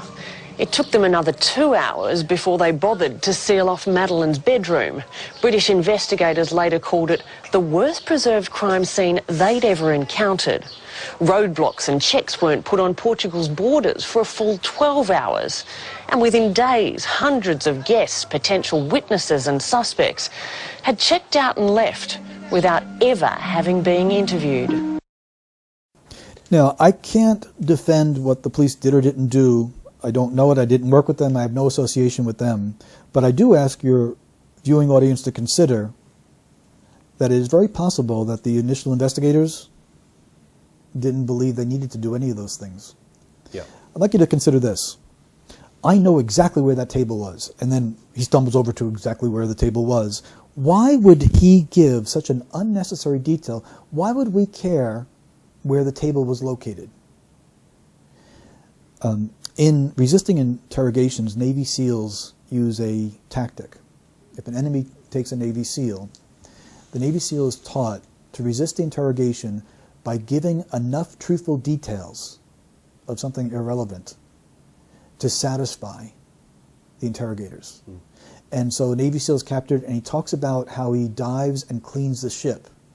And he gives such details that the interrogators think this idiot is someone's job is just to clean the ship, and he's going on and on about every detail of how he does it and how long he's underwater, what tools he uses. Nothing to find here. Gerry shows a stronger or a more efficient level of sophistication and deception in this manner. This is, in fact, what you had mentioned earlier in your question. This is a form of diversion. He is safely going in to describe a table, because that's a safe thing to say. We call this leakage. He knows what happens, or I'll say it this way. The brain knows what happened. He now has to go into the brain and talk about what happened, but not give it away. It's really difficult because he might choose some of the wrong words by accident. So he focuses on a table, and then he stumbles on it because it's such a ridiculous point. He's using a diversion tactic because it's necessary. So what we do is we say, well, here's a diversion tactic. Why would the dad of a missing little girl need to make such effort to divert attention away from what happened? The night seemed so long. Every second was excruciating, and it was dark, and he just wanted to be light and everybody searching, and Madeline found. Okay, this particular statement itself is very concerning. First of all, we'd ask the question, for whom was this night so long and so excruciating for? For Kate. Or if we want to listen to her words, it was not even for Kate, it was for you. Listen to what she says. Believe what she says. The night seemed so long, every second was excruciating, and it was dark, and you just want there to be light. Not she, not her as a mother. But by the way, was it excruciating for Madeline to be taken? She shows concern for you or herself and nothing for the child. A parental instinct is so powerful that we've used it in judicial courts since time out of mind. Going back to the Solomonic courts of your Bible lessons, where two women gave birth to children, and one woman rolled over and suffocated the child. And they each claimed custody of the living child. Neither wanted custody of the dead child. And it went all the way to Solomon's court, and people who know the story said Solomon said, bring me a sword, cut the living child in half, and give them each half their baby. Solomon had no intention of committing murder. What Solomon had done was repeated both women's arguments. The woman who actually gave birth to the child said, let her, the liar, have the child. Let my child live. And everyone was able to see that's really the mother. He was exploiting maternal instinct. Prior to that, he simply repeated their arguments. And if we listen very carefully, especially as it comes out in Hebrew, it's very simple. This mother says, the dead child is hers, the living child is mine. She mentioned the dead child first. That's what people do. They mention their own first. But this mother says, no, the living child is mine, the dead child is hers. She mentioned the living child first because that's her child. When no one understood that, when no one was listening to the order of which someone spoke, then Solomon called for the sword and said, cut the baby in half and give them each half, without any intention of murder. The maternal instinct came forward, everyone knew. They would have known before the sword was taken if they just listened to each mother. So I ask you to listen to this mother, and listen to her carefully. The night seemed so long. For whom? Every second was excruciating. For whom? It was dark, and you just want there to be light. Okay, let's find out what you want. Let's look at the order. You want there to be light, you want everybody searching, and you want Madeline found. Her priority is light for you, everybody searching, and Madeline found. Madeline is the last thing in her priority. As a matter of fact, this statement shows that someone was living in excruciating pain, someone was living in excruciating length of time, impatience, but here is where we expect her to show what Madeline is going through. Where is her teddy bear? Where is her favorite blanket? Where is her favorite toy? Not a single word of concern. Now, why would she give last in her priority Madeline being found? I ask your audience to consider, she doesn't want Madeline found. Any parent, innocent parent, would want that first and foremost. She instead turns to lights, and that would be more further insight psychologically into their own thinking. But her order tells us that the last in her priority is having Madeline found. We also see that the emotion that's used is narrative, but it's also focused towards her. However, in the pronoun you, even that she doesn't take ownership of. I think it was an excruciating night, and I think that her concern for herself is genuine because this is what I'm building towards. Mm-hmm.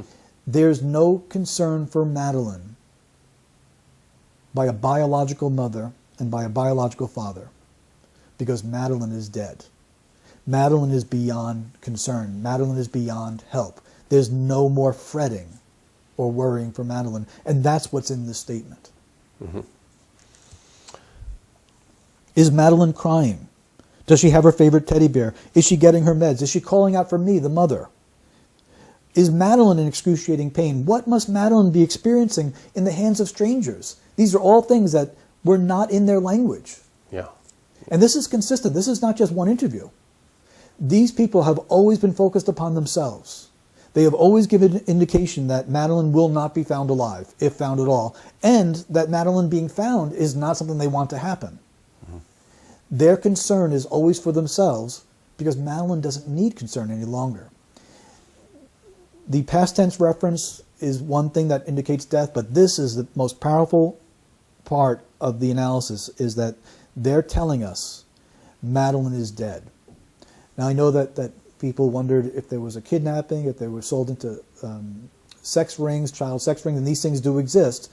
That's not what's in the parents' language. So I can only say what's in that language. And I'm letting them guide me. I'm letting them dictate to me my opinion by the words that they're choosing. Mm-hmm. And they're actually going to give us more detail. Mm-hmm.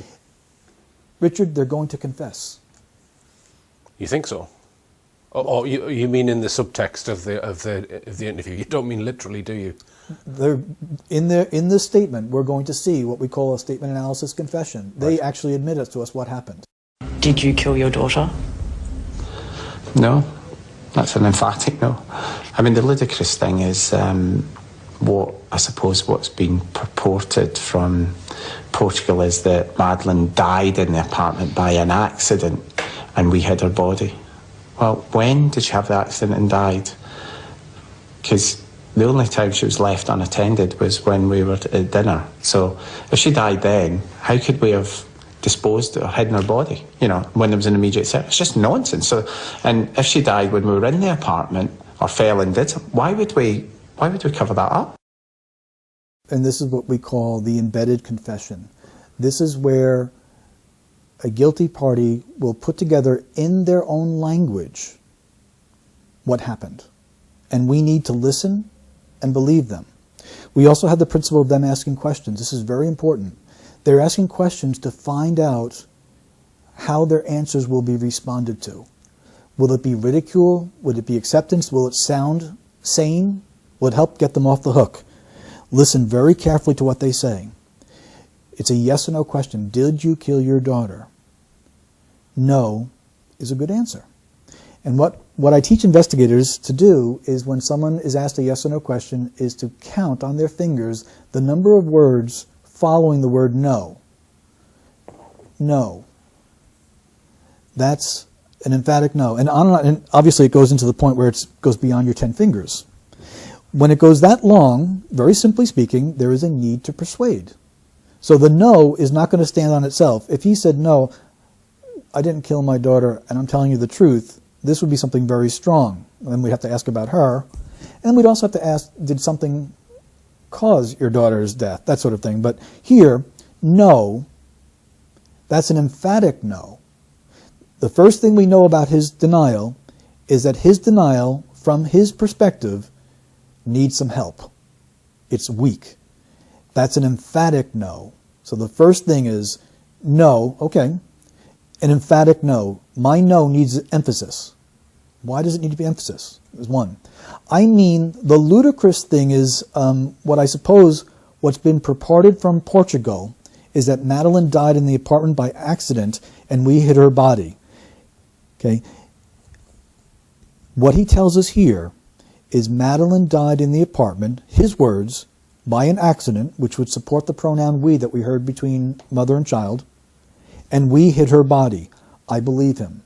The reason I say this is an embedded confession is because he is not entering any other language. He's not quoting anyone. For instance, if I said, well, you said that I killed her, that's not an embedded confession because I'm actually quoting you. Here, he's not only is he not quoting anyone, he's only saying what's been purported, not even an accusation. And we need to be listening to him. This now tells me, as an analyst, Madeline died in the apartment. So I know from their language thus far that Madeline is not alive. They are in need of an alibi. The death was not intended, and the location of the death is in the apartment. And again, by accident. And then I know something else now.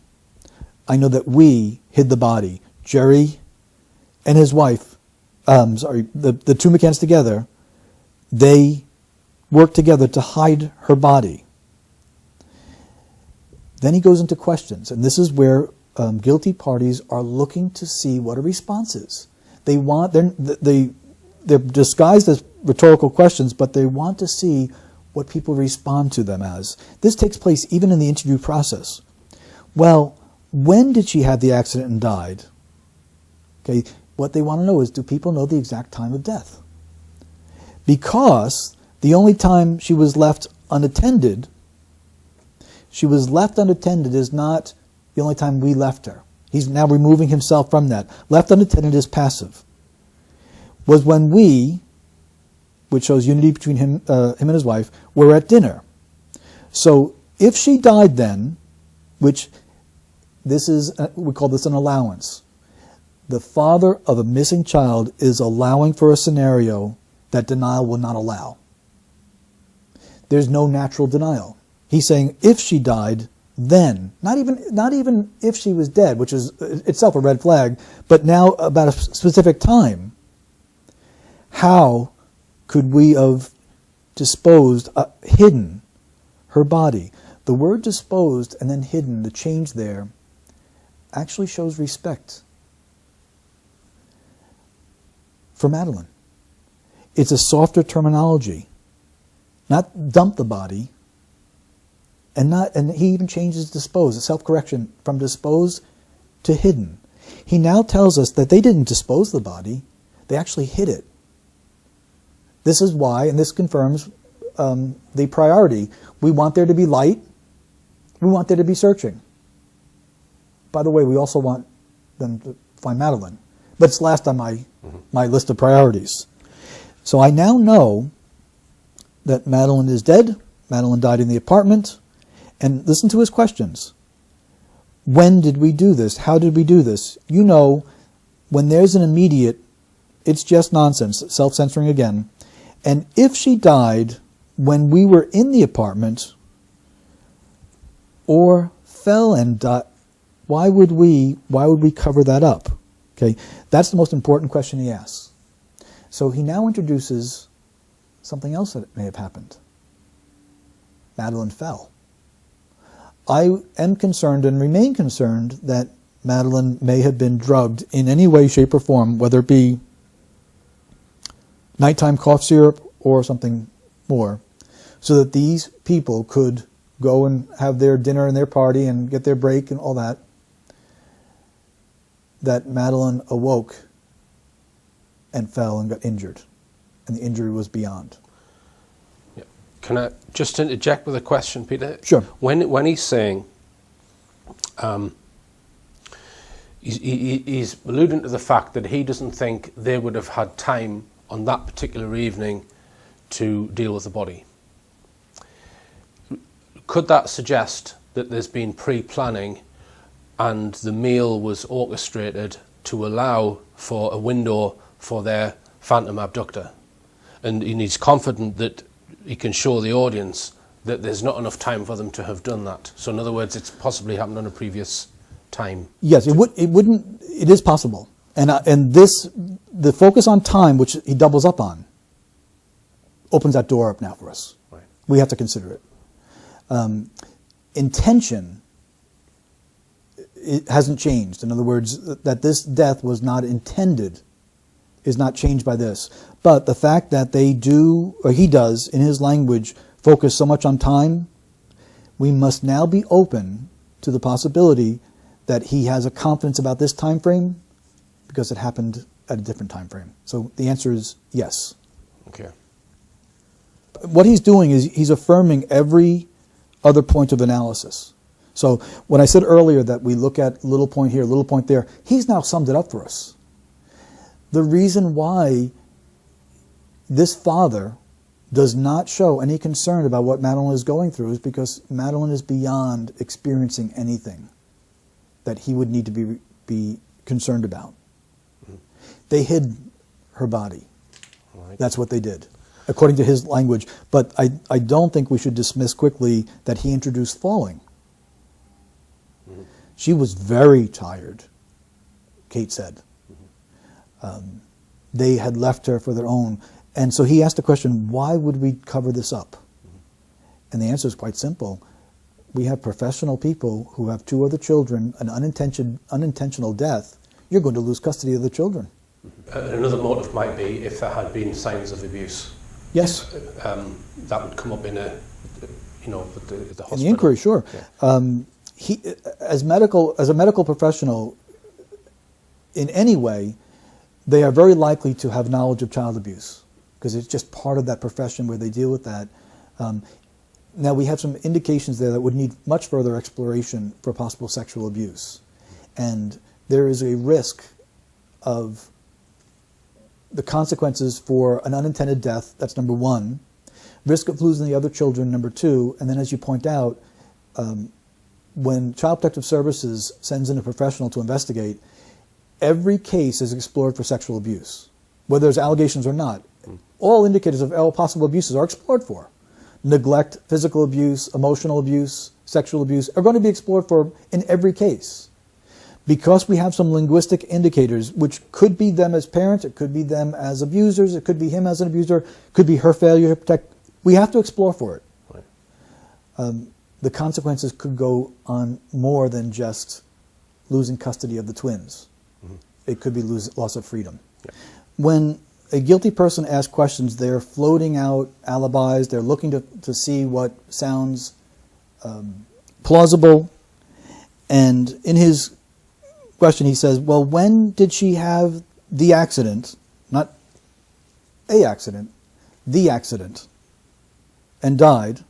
The only time she was left unattended was when we were at dinner, so, which is establishing his alibi. If she died then, how could we have disposed of hidden her body? Now, it's interesting, when some people ask questions like that, they don't always get the answers they want to hear. We had here in the United States a baseball player who was accused of using performance-enhancing drugs named Roger Clemens. And under oath he said, if I have all these performance-enhancing drugs, it would mean that someone supplied them. Who is this? Who supplied them? I wish he would come forward. So he asked who supplied them, and then he made a wish. The man who supplied him with the performance-enhancing drugs came forward and fulfilled his wish and testified against him. So by asking a question, they're trying to portray it as if it's not plausible while they're giving out information and admitting what happened. Mm-hmm. This is an embedded confession and statement analysis. This is not the quote of someone else accusing them. This is what was purported to come out from Portugal. what he's saying to you is Portugal police know. So they may make various statements, but the investigators on the ground, if we were to talk to them, the ones that first responded, they would tell you exactly what they feel about this case, and I think it would be right here, that it's a cover-up. And that gets even more ludicrous, that we've obviously hidden her somewhere incredibly well, where nobody's found her. I believe what she's telling me. I believe that, first of all, the word obvious means to accept without question, and I am following it. That we've obviously, it's obvious to, and this is a concern of hers, that people recognize they've hidden her somewhere incredibly well where nobody's found her. Now, consider this. This is supposed to be from a mother of a missing child who is spending a lot of time defending herself, trying to ridicule the accusations, instead of pleading for her safe return and talking about what she's going through. Again, there is no concern for what Madeline is going through by biological parents, close relatives, the closest relatives. Incredibly and we had her so well that we then decided we'd move her in the car, which we hired weeks later, and you know, it's just ridiculous. So now we have a change of language from ludicrous to ridiculous. We have a car entering her language, and the timing is not lost on us either. She now says weeks later. So if someone was concerned that the death took place at a different time, she's now saying, you've got a good idea to be concerned about that. She's playing with the time. So to narrow down the time frame to what they want us to think it is would not be a wise investigatory move. We'd have to be open to other time here. Does that include the death occurring before their stated time, the time they say Madeline was abducted? It has to go beyond the time that they state. It has to, right. because their words are guiding, at least from my perspective as a statement analyst. They're not locking in a time frame. By choosing 3 weeks is to deliberately blur. It's kind of a joke, but it's a statistical point, is that when someone is going to choose a number and they need to lie about it, they often will cling to number 3. 2 sounds too small, 4 sounds too big, and it's one of those statistical patterns. They did hire a car after they'd reported her missing, a few weeks after. So that's what she's referring to there, and there was evidence found in the car. Yes. Of a cat of a dog evidence, I believe. Yep. The point being is that as she even goes to this area, she's changing the time frame for us. Right. So even if 3 is accurate, right, it's still fascinating that she is now moving the time away from what they originally said. Right. So it's sensitive to her. Right, I see. When you come back to Portugal, do you feel closer to Madeline? And although I don't know where Madeline is, that is the last place that, you know, I saw her and held her, and I guess there's a part of me that still feels connected to her there. So. This was an interesting question, and I thought for an interview that I did not think very highly of, this was a fascinating question that grabbed my attention. And I think the interviewer might be probing for what we actually get here. Is her answer is important. Although I don't know where Madeline is, no one accused you of that. So before she even gets to her emotion, she has a need to deny that she knows where Madeline is. You know what that tells me? She knows where Madeline is. Right. That she's actually affirming that we hid her incredibly well. These 2 smart people who were in panic mode for themselves hid her incredibly well. So although I don't know where Madeline is, we call that the negation. She wants us to know what she doesn't know. Very sensitive. And then she uses the phrase, you know. And what we do with any type of habit of speech is we look where it comes up and where it doesn't come up. And it shows an acute awareness of the interviewer. So we notice what topics will provoke that, what topics do not provoke it. And about the location of Madeline, it provoked it. Then she says, and I think this is important, I saw her, held her. Now, in order to hold her, you have to see her.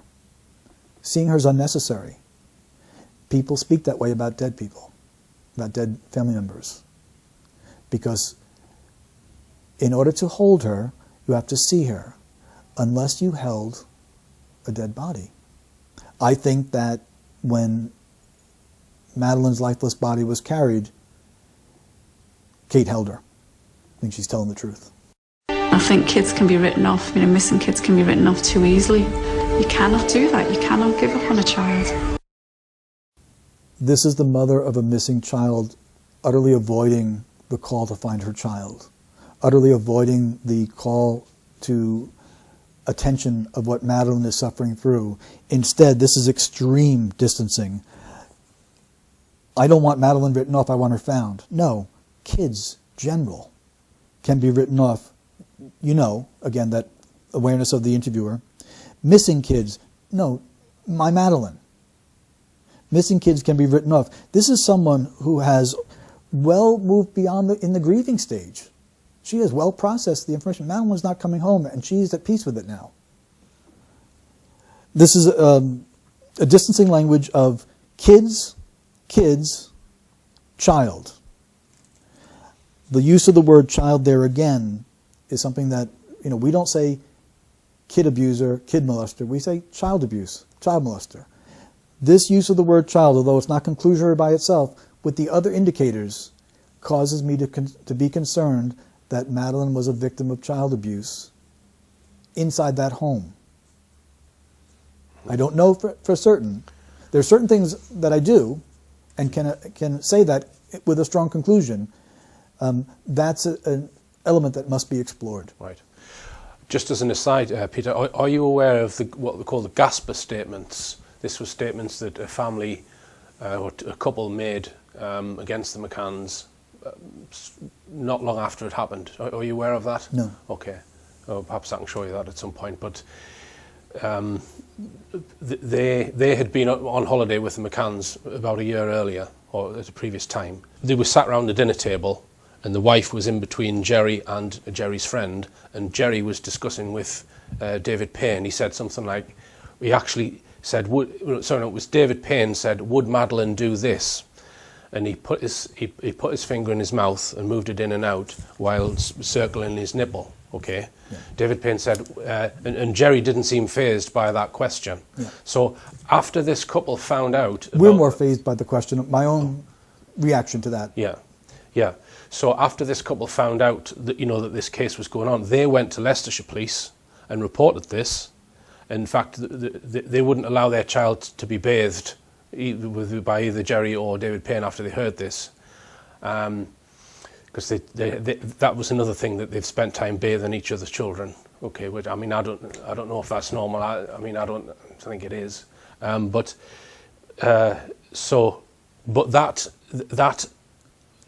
them going to report that in the UK was withheld. The British police didn't send it to the Portuguese police investigation until the lead investigator had been sacked. So that only surfaced, and the Portuguese new investigation team ignored it because we think there's a political decision being made to pull the investigation. Mm-hmm. But yeah, just to point that there's other statement evidence that Gerry might be involved in abuse, even though you've not even seen that. Right.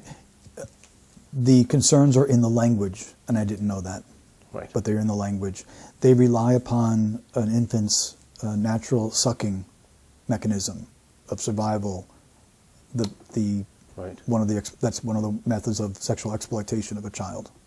So right. that motion that he made. Right. That would certainly fit into the language then. Kids are survivors. Gerry says kids are survivors. He doesn't tell us Madeline's a survivor. He follows the same vein. What they're doing is psychologically they're gone. They're distancing themselves from Madeline. That she doesn't exist.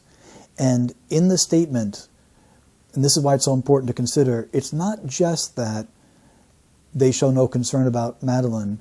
We have to enter into their language. We have to go into their world. The reason they're not concerned about Madeline is because she's beyond concern. She doesn't exist any longer. So it's natural for them to talk about kids being survivors and kids doing this, or you feeling that, or you feeling this.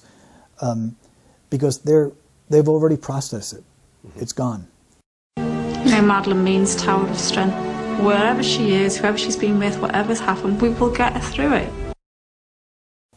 Okay, my transcript says, you know, Madeline means tower of strength. Wherever she was, whoever she's been with, whatever's happened, we will get her through it. Several things. She doesn't tell us that Madeline is a tower of strength. She doesn't say that she has any strength. She doesn't show any detailed concern for Madeline. And she says, we will get her through it, which is a form of passivity.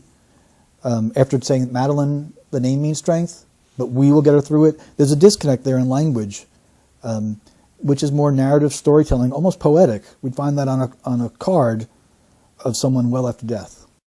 You will not rest until you find your daughter, until you wrap your arms around her. Why do they say such things? As a journalist, why feed information to a subject that way?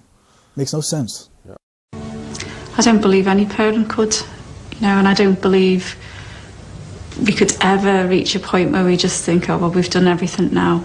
You know, whilst the situation remains as it is, you know, Madeline's out there and she needs us to find her. You'll keep looking forever. We will. This is, again, another indication that the processing of information has been complete. She tells us what she doesn't believe, tells us what doesn't happen. I don't believe any parent could, and I don't believe we ever could, reach a point, and this is her language, I believe her, we just think, oh, well, we've done everything now. You know. I think that we've hidden her incredibly well. We've done everything now. Her death wasn't intended. We've moved on. So while Madeline's plight, while Madeline's pain, while Madeline's suffering is there, no, while the situation remains. It's a situation. Madeline is no longer part of the picture. There's a situation, and those in situation involved in it are she and her husband. For them, it's a situation. It is not a trauma. This is very soft language. The situation remains. Not Madeline's not been found. And you know, Madeline's out there. Do you notice that she avoids saying anything about the person that has her or the people that have her? So not only do we not have any connection, but even if they had been guided by law enforcement, they would be speaking to the kidnappers. They would be seeking to provoke empathy or some reason to bring her back. No, she's just out there in the passive voice. That again is another indication they're not concerned. Madeline's beyond the need of their concern. What's the last thing she says? She needs us to find her.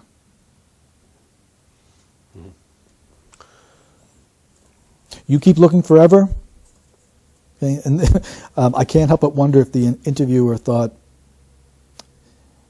they're going to be like what we call the O.J. Simpson searching for the real killer. O.J. said he was going to search for the rest of his life for the real killer.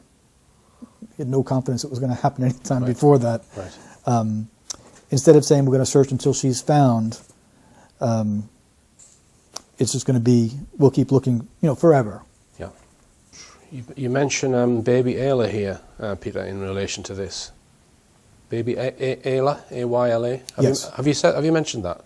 Baby Ayla, not in an interview here, but in the analysis. Right. Okay. Do you want to mention that now? Sure. Baby Ayla was in Waterville, Maine, and she was reported kidnapping by her father. And the father was not cooperating with police, and the family was the mother, because they're not married, was trying to get the father to speak. And she finally told media that the father is not cooperating with police. This got a response from him. Liars are always concerned about their reputation. He said, contrary to rumors floating around out there, I have been cooperating with police. And so with the phrase, rumors floating around out there, is a strong indication that baby's in water. And that's where the searching went on. He had was asked, how did you do on your polygraph? He had been accused of low-level drug dealing, child abuse, other things. He answered, I smoked it. I smoked it. So we give ourselves away by the words that we choose. And there is like almost like a junior high school student talking about a test. I smoked my math test. It's a missing child. He referenced her in the past tense. He never showed concern at any given time for anything that the child may have been experiencing. All his concern was about himself. This is the same of the McCanns. It's very similar.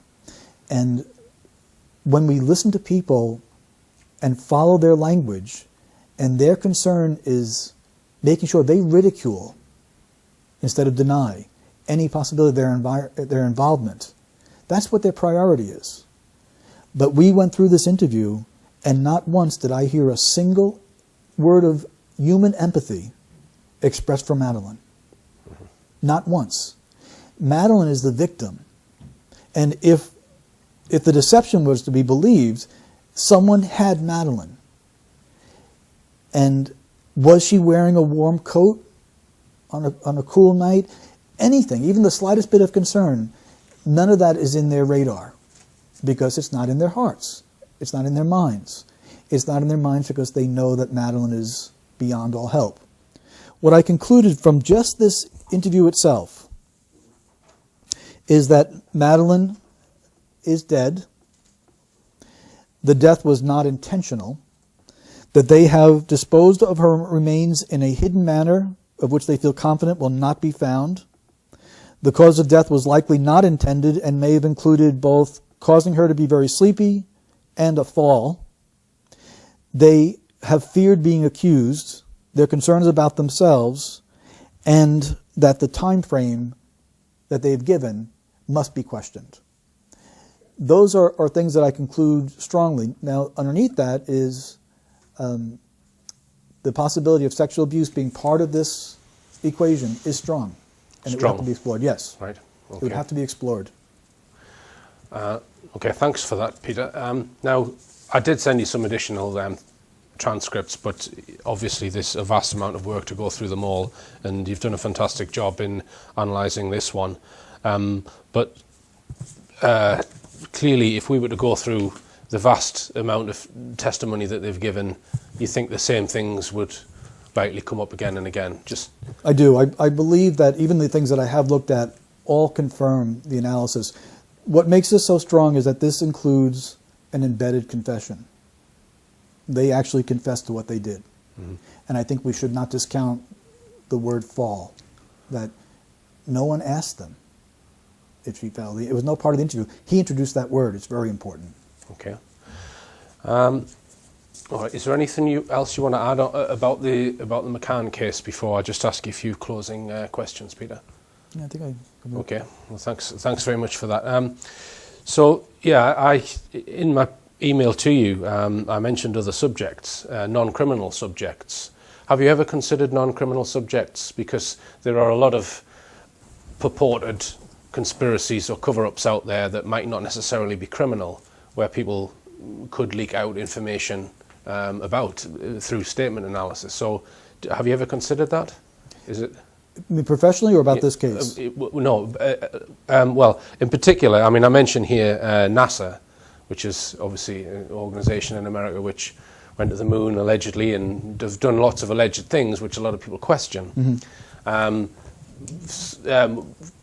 Something like that, would you consider? Sure. Or do you think it might damage, your reputation in terms of criminal investigations? No. As a matter of fact, I work for businesses in doing employment analysis. Mm-hmm. And so if someone applies for a job and the United States government limits the questions that you're allowed to ask. So what I do for companies is, it's legally sound. I will say to a potential hire, please tell me about yourself. And if someone is a thief, they're going to tell me through the lens of statement analysis. So in terms of any other topic out there, if there are statements, we can analyze them. If there are official government releases, we can analyze it because there's a writer or writers behind that. Mm-hmm. Sometimes we have statements from defense attorneys. Defense attorneys will reveal what they believe about their client's guilt or innocence. Right. I analyzed, for example, Franklin Delano Roosevelt's statement about the December 7th attack at Pearl Harbor by the Japanese Navy. Mm-hmm. Okay. And he is deceptive about it being a surprise.